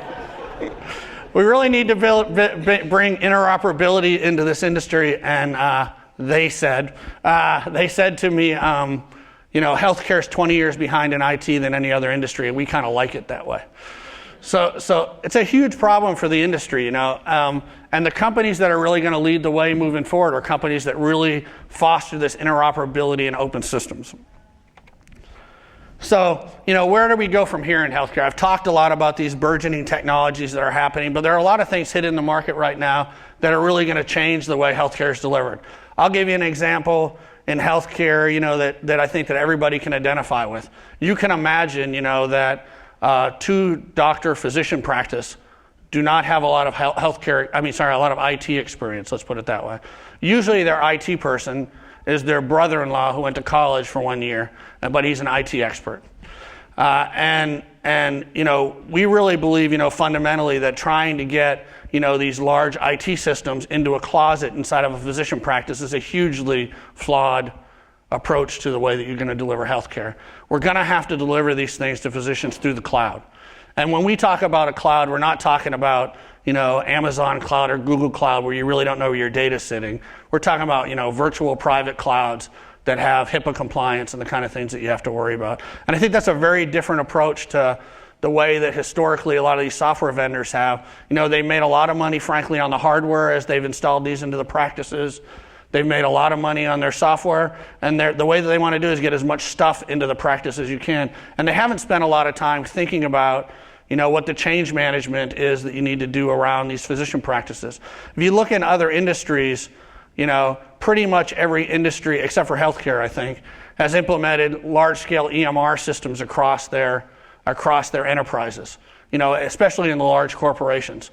It was not about implementing the technology around ERP. It was about how you change the processes inside of these companies to actually use the ERP in the most effective way. It's exactly the same problem in healthcare. And if you don't have people on your team that are clinically experienced and really understand what a clinician's going through, you can't send an IT person into a hospital and expect that they're going to understand what the clinical workflow is for a patient. When we first started doing these small physician practices, we went and did time and motion studies with the physicians, and when they were actually implementing EMR into their practice, we'd see things like they would talk to the patient, they would turn away from the patient and type into the computer, and then they turn back to the patient. And the average patient gets about 8 or 9 minutes with a doctor. That's about the average in the US right now. And if you really don't find ways to build this into an effective workflow, you're really breaking down the patient-doctor relationship. The other thing I think, that's coming very quickly, thanks to the work by Anshit and Dr. Blumenthal, is this idea of the health information exchange. Now, I will tell you that I've been in healthcare for 20 years, and I heard Bill call it a Rio. So they've been called a lot of things through time. I think that the difference that's happening right now is, there's a significant amount of funding to really start to at least build large pilots around this thing. And we're starting to look at what the sustainable financial model for these things is as we move forward. And we actually have built the Massachusetts Health Connector, which is being funded by the payers in the state to help get all the Medicaid patients up and make sure that you have coverage for every patient in the state as they present at a physician or hospital system. Those kind of connectors kind of have the idea that there's a financial model to make these work. There's been a lot of question, historically about how to build a financial model for the health information exchange. It's absolutely necessary for us moving forward as a healthcare economy. But I think that, building interoperability and the things into it, are really important. But I think that we have to make sure we can build a sustainable financial model. If you look at other countries, that have kind of mandated this, like the UK, the amount of cost that they've had to lay into the system, to build this national health information infrastructure, the spine they call it, in the UK, has been 4 or 5 times what they expected. And the real difference in what's happened in the UK, and I think that they're learning really quickly, is that it's not about building a national network as much, but building communities of care to be able to treat the patients and bring all the data about the patient to the point of care. So, and I know after listening to Bill speak, this is probably kind of redundant, but we really believe, that better healthcare starts with being able to deliver better information and knowledge to the patient at the point of care. So, we really think that, being able to build these interoperable systems will be able to drive innovation in healthcare. As I said, I'm a computational biologist by background, and really driving the wave of things that are happening around the human genome right now. You can't do that and keep the file behind the desk in a folder. You cannot have a patient folder. I mean, the data is too huge. If you look at a completely annotated full genome for a person, it's in the terabyte level. If you really annotate it completely. And if you look at what's happening in a lot of the real leading edge genomics companies like Illumina and Life Technologies, they've got the cost of the human genome. The first one cost around $1 billion to generate the first human genome. 5 or 6 years later, we're down to $50,000 to generate a full genome for a person. They're saying they're going to get down to a $1,000 genome. And I think it'll happen in the next 5 to 6 years. So a lot of people will have genomic data And we're going to need those things to make decisions. And doctors, haven't been historically trained around how to use this data in a clinical environment to really make decisions. And at academic medical centers, it's happening now, but it's not happening, out in the local hospitals. So we think, the most important thing around healthcare being information-driven is, first of all, that healthcare is interconnected so that it's available when and where you need it. It doesn't really matter how a doctor gets access to the data as long as they have it at the point of care for the patient. And currently, Bill talked about this thing where they sit with the cows, the computer on wheels in a circle and talk to each other about what's happening around a patient. Not a very efficient way to move things around, and you want to be able to build devices that allow them to be able to access the data real time wherever they are. You also, want to be able to have access to the data very quickly for the patient, and new technologies like single sign-on technologies allow them to spend more time with the patient instead of authenticating to the system. A lot of the promise that's come with health information technology historically, and a lot of the problems have been around it actually costs them more time to be able to do the kind of things they're trying to do than when they write it on a chart. If we can start to bring technology to play that allows this to be a much faster process where, they authenticate in a room, move to the next room, they swipe their badge on it, and it automatically brings up the session exactly the way it was in the last room in the right systems. That's going to help and really lower the barrier to entry of a lot of these technologies. We actually have built a system with a bunch of software partners that allows a doctor where they were at one of our major hospital systems where it was taking 2.4 minutes to authenticate to the system and bring up their Cerner system before they could actually start to enter data for a patient. So of the 9 or 10 minutes they're spending with a patient, 2.4 minutes was spent logging onto the system and getting into all the systems that they need to do, down to around 8 seconds. So you can see that's 2.4 minutes they can spend more time with their patients. You also want to get to the point where data becomes knowledge, and a lot of what Bill talked about around, changing the way that we deliver healthcare and not being about a transactional process, but really delivering not just episodic care, but looking at wellness of the patient through their lifetime. And then finally, it's really about empowering the patient now. My wife has multiple sclerosis. One of the scariest things about we moved from Dallas to Austin when I took this job with Dell. Scariest thing was moving my wife's medical records and her care between the physicians that she had, where we had a network of 20 physicians that she worked with all the time. Very coordinated kind of medical home environment where we had in Dallas that we'd kind of built ourselves, frankly. To moving it to Austin, we had to literally take a hand truck full of medical records to each doctor to show them, everything that she'd done. She's on 20 medications. She's got a lot of other side issues with the multiple sclerosis, and really empowering her to be able to have this data in electronic format is really important. It was a little embarrassing to me, as the head of one of the largest healthcare IT companies, to have to walk in with a hand truck full of records. And, we thought about doing things like loading it into the Health Vault or Google Health. But frankly, getting a physician to actually validate that this data is good for them, and that they actually trust it is a really difficult problem right now. And so it literally came down to moving, paper records. So, we really feel like if you want to build a true healthcare ecosystem here, you have to make sure that everything is interconnected. And it's not just about the providers. One of the things that I did when I first got to Dell, which was about 4 years ago, was I went to Michael and said, if you really want to run a healthcare team inside of this industry, you have to have an integrated ecosystem of all the companies. So you have to have the payers, the providers, all the pharmas and biotechs, all the device companies that support them, all under one umbrella so that you can approach them as an integrated ecosystem. Because you can't really understand, the constraints on a physician unless you really understand, what payers they're talking to and what kind of rules the payers are putting in place. You can't really go after, the major players in the laboratory space unless you understand how they're going to move their data to the patient when you're done. So we really want to try and change the industry to really move beyond episodic care and really move to prevention and wellness. And I'll talk in a little bit about some of the things that we're actually doing as one of the largest employers in the state of Texas to really change the way that we're having our employees approach their health care.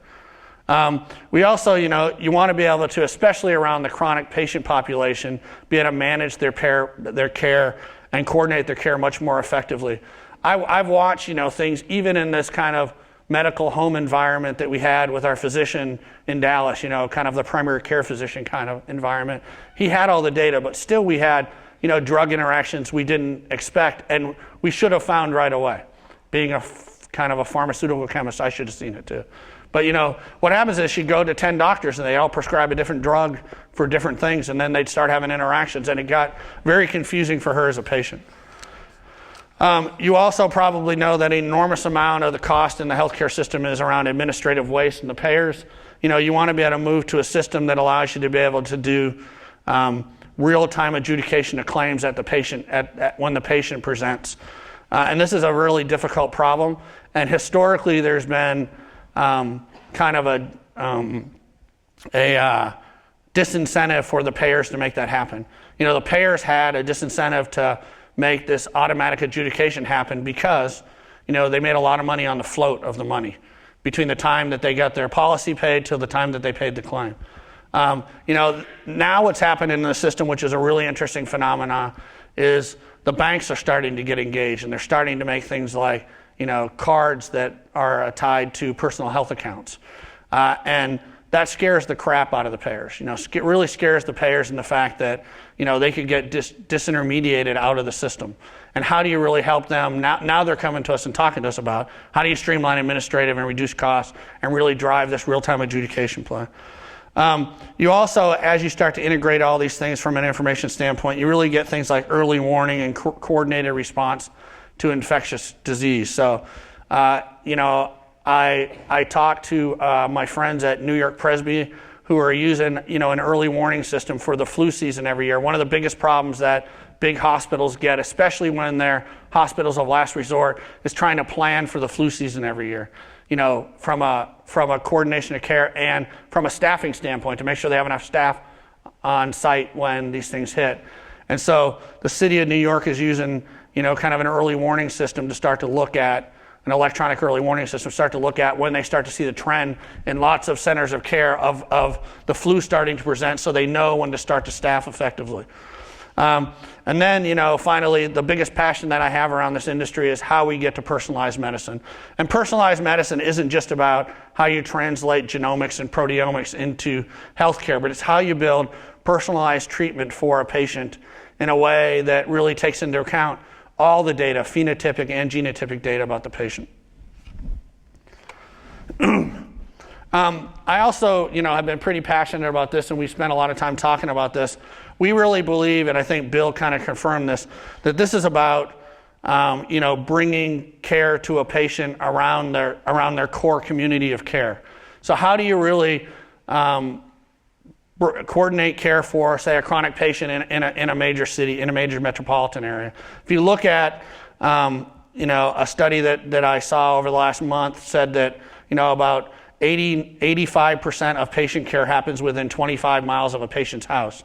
The idea of the national HIN is really important, for a lot of kind of for a lot of things like, large scale biosurveillance and things like that. But the idea of the community care is where it really has to start, which is how do you bring patient care to the patient really inside of their major ecosystem of providers.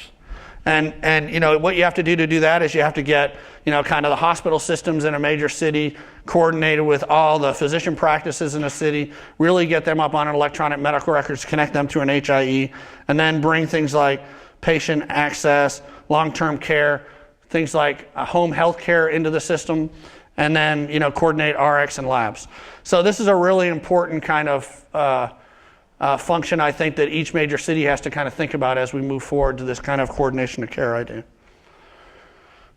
We've actually launched a program back in November, which is called our Affiliated Physician Program, where we've gone out to major hospital systems and built this idea of let's go get all your affiliated physicians, not your own physicians, which is a little bit easier to tell them what to do, but your affiliated physicians, and show them the value of interconnecting their patients with your patients. I'll tell you, in some of the major cities we're working with, for instance at NEQA, one of the things that the patients complain about, especially in rural communities around Boston, is once they send their patients to the major academic medical center, it's like a roach motel. They go in, but they never come out. So they want to make sure that, they have this coordination of care between the patient, the primary care provider, and the academic medical center, and be able to move data back and forth between them so that they continue to own the patient, quote unquote, when the patient goes to the academic medical center. So we've had quite a lot of success in this program. In Houston, we're working with 2 of the major systems, Memorial Hermann and Methodist. And we really see, as we start to coordinate these things more effectively, we're starting to see these community cares have a huge amount of value, first to the hospital because their referrals go up, and to the physician because they can coordinate care for their patient much more effectively. We also, think about this idea of interconnectivity. Of we want clinicians to be able to have the data when they want it, wherever they want it. And it doesn't matter whether they're in their practice or in the hospital, or whether or not, they're in their car. We want them to be able to have access to the data for the patient when they need it so they can make good treatment decisions. We also want, to be everywhere outside the traditional provider location. You've seen this a lot happening on the radiology side, where a lot of radiologists now, do a lot of their work from home, where they spend a lot of time at home doing patient analysis and doing things like, reading CAT scans and MRIs. We really want to make this in a way that you can have, the provider have access to data no matter where they are. I know, one of the biggest problems I always have, in trying to coordinate my wife's care is, you call the physician after hours. They don't have access to the patient care, the patient file. So you have to walk them through a history of everything that you've done so far so they remember everything. And then we really want everyone to be more involved in their healthcare. I think it's really important that this has kind of become the era of the patient.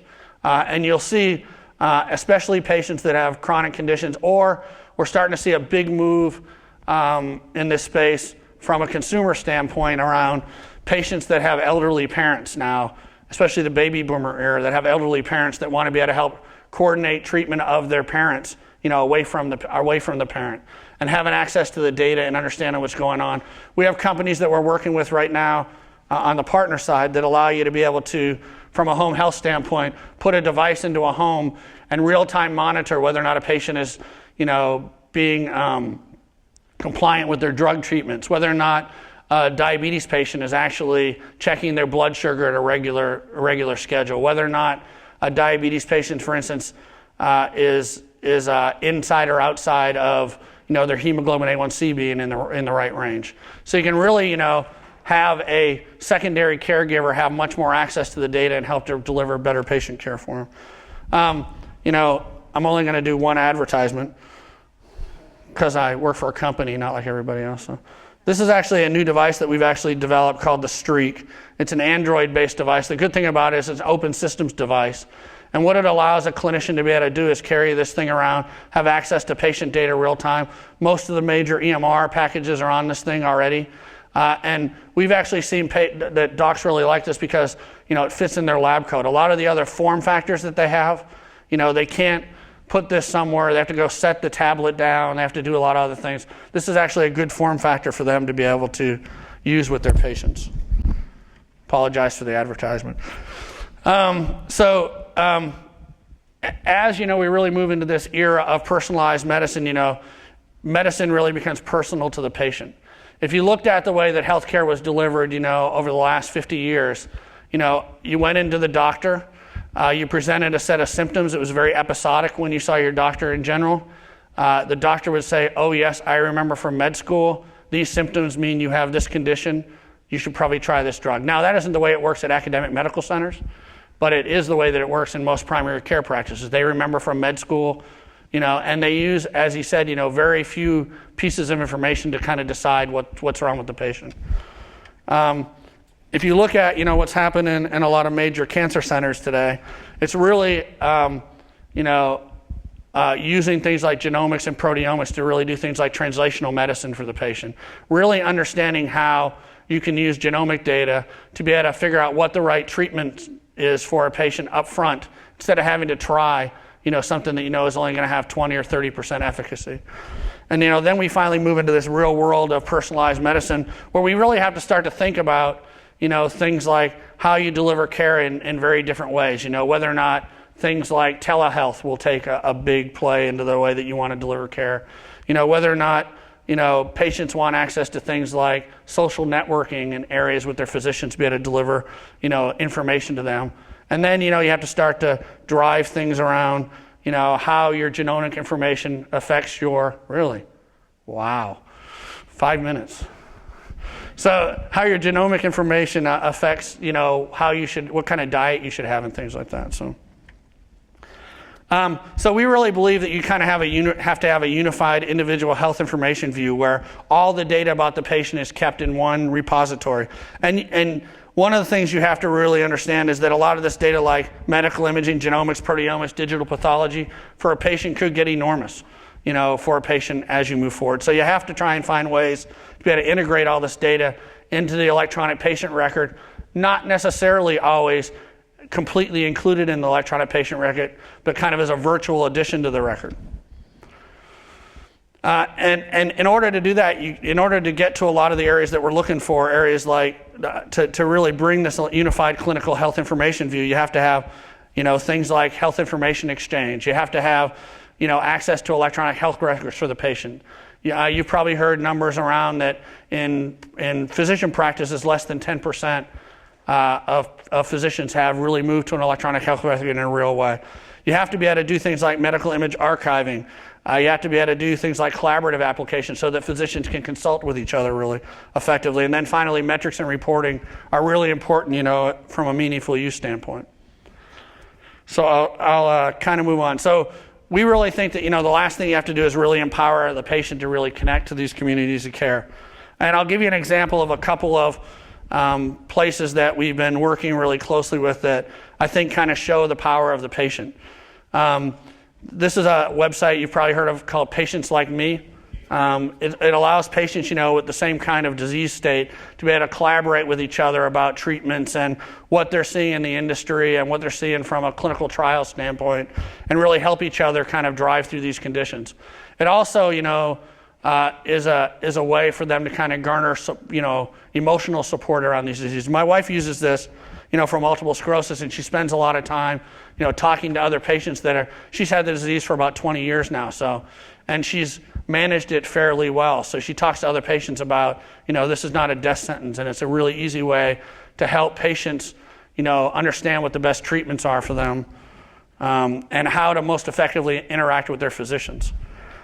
And then, we're also seeing a big move in the industry around how you start to bring alerts to physicians and to patients around their diseases. So an idea that's been going around the industry right now is in a town like Austin, where we have a huge amount of people that have, kind of seasonal allergies, how do you start to identify to your patients when, the concentration level in the air goes up for these things, that, it might be a good idea to up your drugs for your allergies right now because you're going to start to see symptoms coming very quickly, and using things like Twitter to do that. We're actually doing this at Dell with our consumer clients around. We're giving them information about things that are becoming available on their devices that make sense for them based on their kind of their wants and needs from a consumer standpoint. So, patients could opt into this and really use this to kind of look at how they get data from their provider. From a patient, kind of wellness standpoint, I think it's really important, as I said, for patients to really take control of their own health. This has been a big challenge, I think, for IT companies in this space to really figure out how you monetize, patients becoming much more proactive in the health. At a big company like Dell, where we have 100,000 employees, lowering our healthcare costs by 1% is an enormous effect on, the bottom line of the company. And our new programs this year around Well at Dell, we're giving incentives to our employees using WebMD and some other partners, where we're actually paying people an incentive to get their BMI below 30.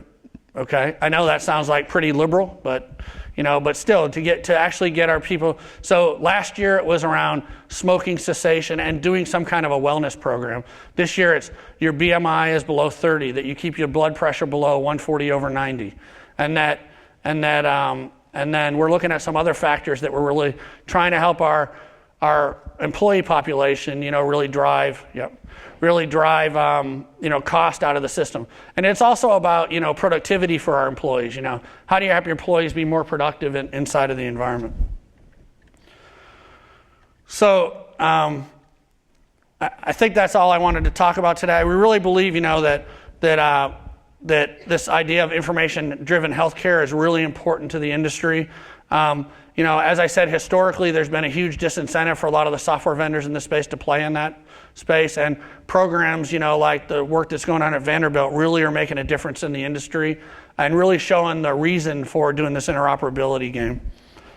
And this is just the kind of final chart. I talked a little bit about this, but we support most of the major hospitals in the United States. We've got about 11,000 healthcare and life sciences professionals in the company. Around of those 11,000, around 3,000 are experts in these clinical applications, and we have about 500 clinicians on staff that go out into hospitals and work with. That's a really important part of the kind of strategy that we have as a company, is really helping our customers understand their business problems and helping solve them with people that have expertise in the area. So thanks for your time today.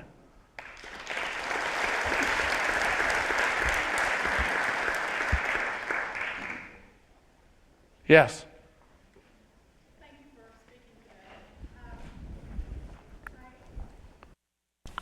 I appreciate the information that you shared with us on a lot of innovative ideas for displaying individual health information to a patient and or to a physician.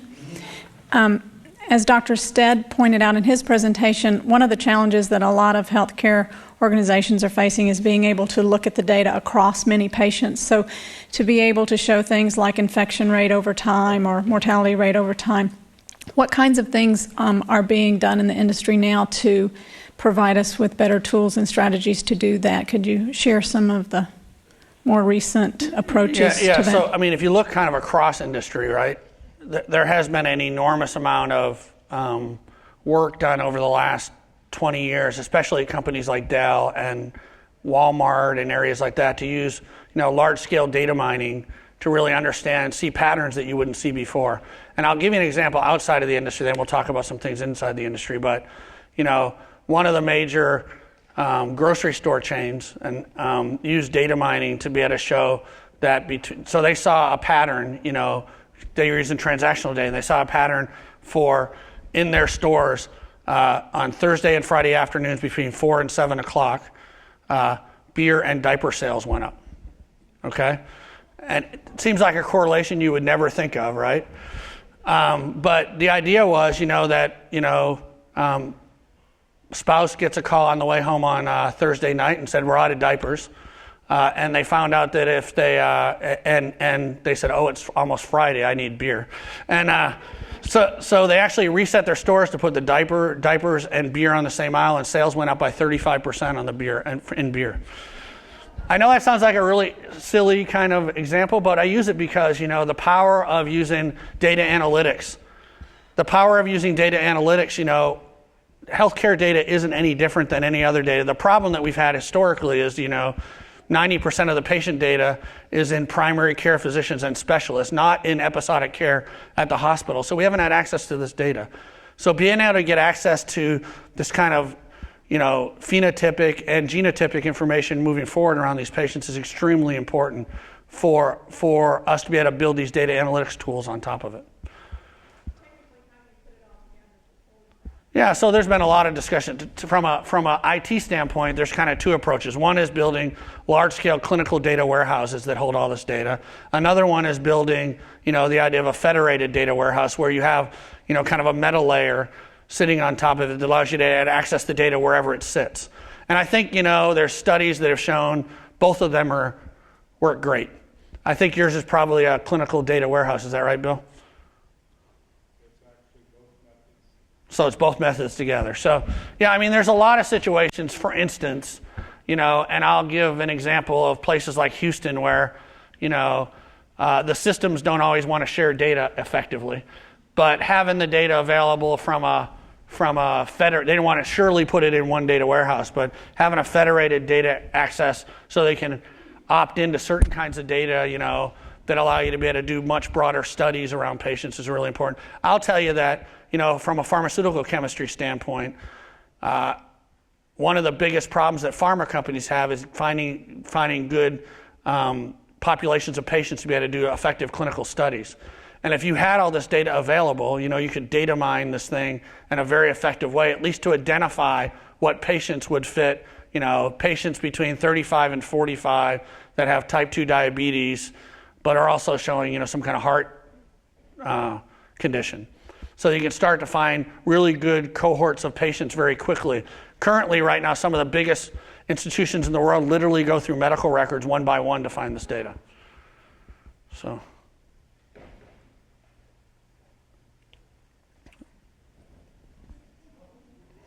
Thank you.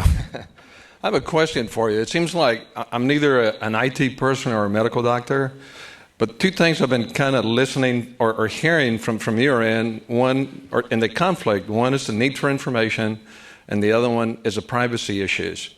And I find it a little bit interesting, though, that we don't have any problems going to the beach and taking our clothes off, but we have a problem in giving any kind of medical information to anybody else.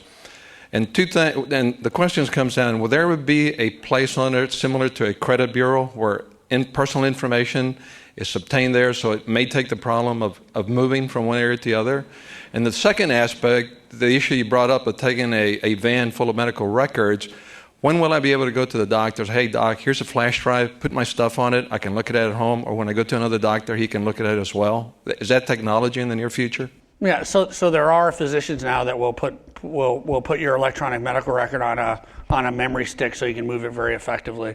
If you look at the industry overall, there's some big companies in the industry that are thinking about this idea of how to build what they're calling a personal health record, which is not just an EMR, but it's all the information about the patient. Companies like Google and Microsoft. I would say the biggest concern that most patients have, especially around things like the Google portal, is whether or not their data really is secure and private. Our approach in the industry has been, we understand this is a huge problem. We understand, the requirements around HIPAA and things like that you really have to worry about. And, the idea of building virtual private networks for patients is a really interesting thing, where you can have a hospital system with a set of providers that share data, and they could make a patient portal on top of it very effectively. I think that's probably a really interesting approach that allows you to still worry about security and privacy. There's been all this talk about, using things like Amazon Cloud to be able to put your health data out there. I think that scares the crap out of patients in general. I don't know if it scares me, but it surely scares a lot of patients, and I think it scares the providers from a liability standpoint. So I think you have to find ways to be able to build these virtual private networks for hospital systems and their affiliated docs. A comment and a question. The comment is that on several times you've made reference to docs who get a history and then try to practice based on what they remember from medical school. I'm an academic, but I can tell you that up to this point we don't have a medical school in Austin, and I see three practitioners for a variety of reasons. They are in private practice, they do CME, they review the literature regularly, they present me with papers sometimes in justification for what they want to do with regard to therapy. And I think the notion that lots of docs are trying to practice based on what they remember from medical school is really not an accurate portrayal of what in fact happens in terms of most practitioners. My question is, and this goes back to the point that you were making because you didn't get an answer. Most of the commercial electronic health records that are available today do not provide a serious opportunity for continuous quality improvement. They simply do not allow you to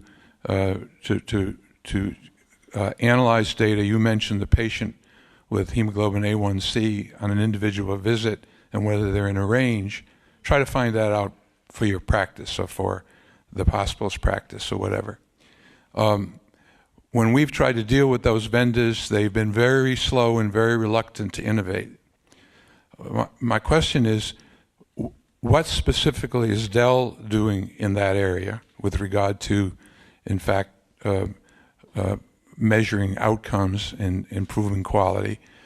And the corollary to that is, I've been curious as to whether there would be a market, if you will, for a good software operation to be able to, if you will, mine the commercial electronic health records.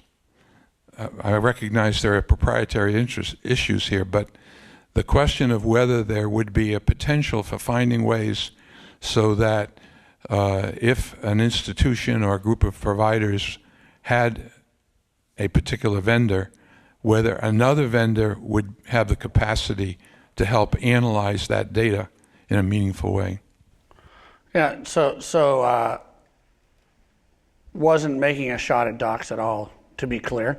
I actually work with a lot of primary care physicians who, stay up with the literature and do things like that too, but there are a lot of docs that continue to, get all their drug information from the pharmaceutical companies. I'm talking about in drug rep visits. And Bill said, docs can pretty much make a decision based on 5 factors. What I was trying to say is, you cannot move into the next generation of healthcare, personalized medicine, without instituting some kind of electronic format for these things, because they can't go through all the data, in paper format. As far as what Dell's doing in the space, as I said, we manage some of the largest healthcare systems, IT infrastructures for them.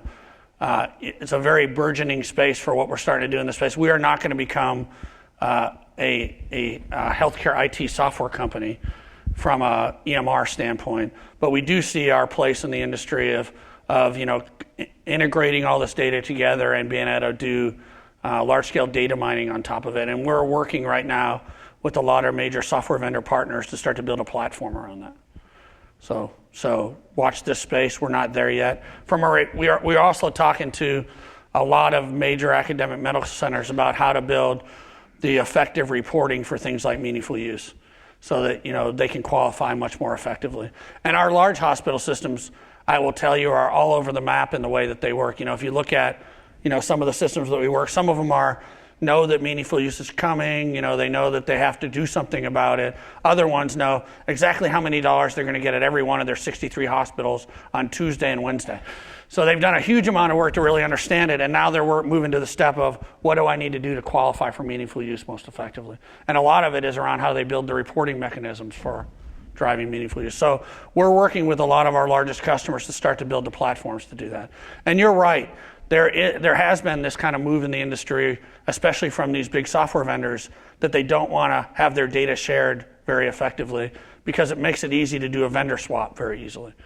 And I think those days have to go by, and you're seeing some of the leading software vendors like Siemens, I said before, who are building open systems platforms and have a philosophy of moving data. Yeah. Okay, so 10% of physicians are using electronic medical records. Each of my kids has at least one iPod. Some of them have 2. What's the problem? Why can't you guys sell this stuff? That's a fine question. Would you like to answer? No. Second question. That one will take the rest of the time. Most of my job is, well, not most, but about a third of my job is reviewing medical records. And I throw through the pages so fast because there's nothing in them. Just, dadgum, where's some information in here? All this stuff, and no clinical in there. Just going through it. And then I'll run across an electronic medical record, which, of course, as someone pointed out, they have printed and faxed to me so that I don't have it in electronic format. Okay? Those are easier to flip through because every entry is virtually the same. It's just the problem goes further back than making an electronic medical record. The problem is that physicians and healthcare systems don't know what a record should be. And we haven't really agreed on who has the right to put something into it. And does nursing data and physician data and laboratory, how does all this fit together, and who has the control over these things? It hadn't worked out. Well, that's one of the problems, frankly, with these large-scale PHRs is that, physicians don't trust them because a patient can input data into the record, right? Absolutely. That scares them that from a liability standpoint, if they use the data, is it real? On my personal PHR, I am taking Ritalin and have ADHD. That's my son, but somehow his record's folded into mine. So, but anyway, I think that we in healthcare, those of us actually out there doing it, are hoping you guys can help us out with this. So if you talk about the physician practice overall, and I will tell you that we've probably spent more time in individual, 1 to 5 doc practices than any company in the world. If you look at Dell's history as a company, that small and medium business was our target marketplace, not just in doctors. The first thing you have to approach with a physician, I think, is, if you don't recognize that they're a small business, first of all, and you can't disrupt their workflow in implementing these technologies, then you're making a huge mistake, right? You have to understand that if you shut their practice down for 3 hours, you're impacting their revenue stream. The second thing that you have to do, and I talked about this before, is that you can't ignore the fact that physicians don't have a lot of IT experience. So one of the things that we've done around a lot of the major vendors that we work with, companies like eClinicalWorks and Allscripts and NextGen, is we've built an integrated package for the physician that essentially builds all the components, hardware, software, and services for them, so that it's a one-stop shop for them. And when they have a problem, they call one phone number, 1-866-DELL-EMR, and we diagnose the problem for them and fix it. Right now, what's happening when a doc calls into a software vendor, the software vendor said, it's a hardware problem. And then the hardware vendor says, it's a network problem. And then nothing gets fixed, right? So you have to, and what happens is there's this whole cottage industry of small value-added resellers, little tiny ISVs around these towns that go out to doctors' offices and fix these things. You need to find a way to be able to support this doctor in a way. They are high-value customers that can't afford their businesses to be down. They also are customers that are, how do I say this nicely, highly demanding. So you have to build services that give them what they need very quickly, but don't impact their business. And I think that's a different approach when other companies. It's been historically that a doc wants an EMR, they buy a software package, they buy some hardware, they don't know if they work together. Then they buy a router, they don't know if that works together. And we've actually seen. I'll give you another kind of anecdote. One of the things we saw early on in the first 50 practices was that we implemented and never crossed our mind, even though we have all these clinicians on site, is that every physician practice in the U.S. almost has a lead line room in the middle of the practice because they do x-rays. So there's lead in all the walls. So wireless signals don't make it across lead very well. So when these little vendors were going in and setting up the wireless routers on one side of the practice, they wouldn't work across the practice, and they get drops on the other side. This is extremely frustrating to a physician, as you can imagine. And what they do is they end up writing stuff on paper again if it doesn't work right. So we had physicians that would use EMR across 3 patient rooms, the ones across the other side, they hadn't figured out why it doesn't work, but they were writing things on paper in the other 2 and having the nurses input them. And so, you just have to kind of build, it's about, implementing these things across thousands of practices and really learning the kind of bugaboos that are happening in the practice. Is that it? Thank you.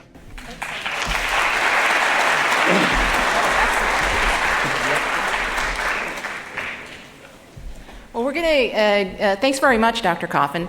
We're going to take 15 minutes, give you a chance to stretch your legs. There are lunch boxes out in the lobby, so please grab a lunch and a drink. Dr. Blumenthal is going to start speaking right at 11:45. He has a tight schedule. He has to be at the Texas Medical Center later on. So whether you're back here or not, he's going to be speaking at 11:45.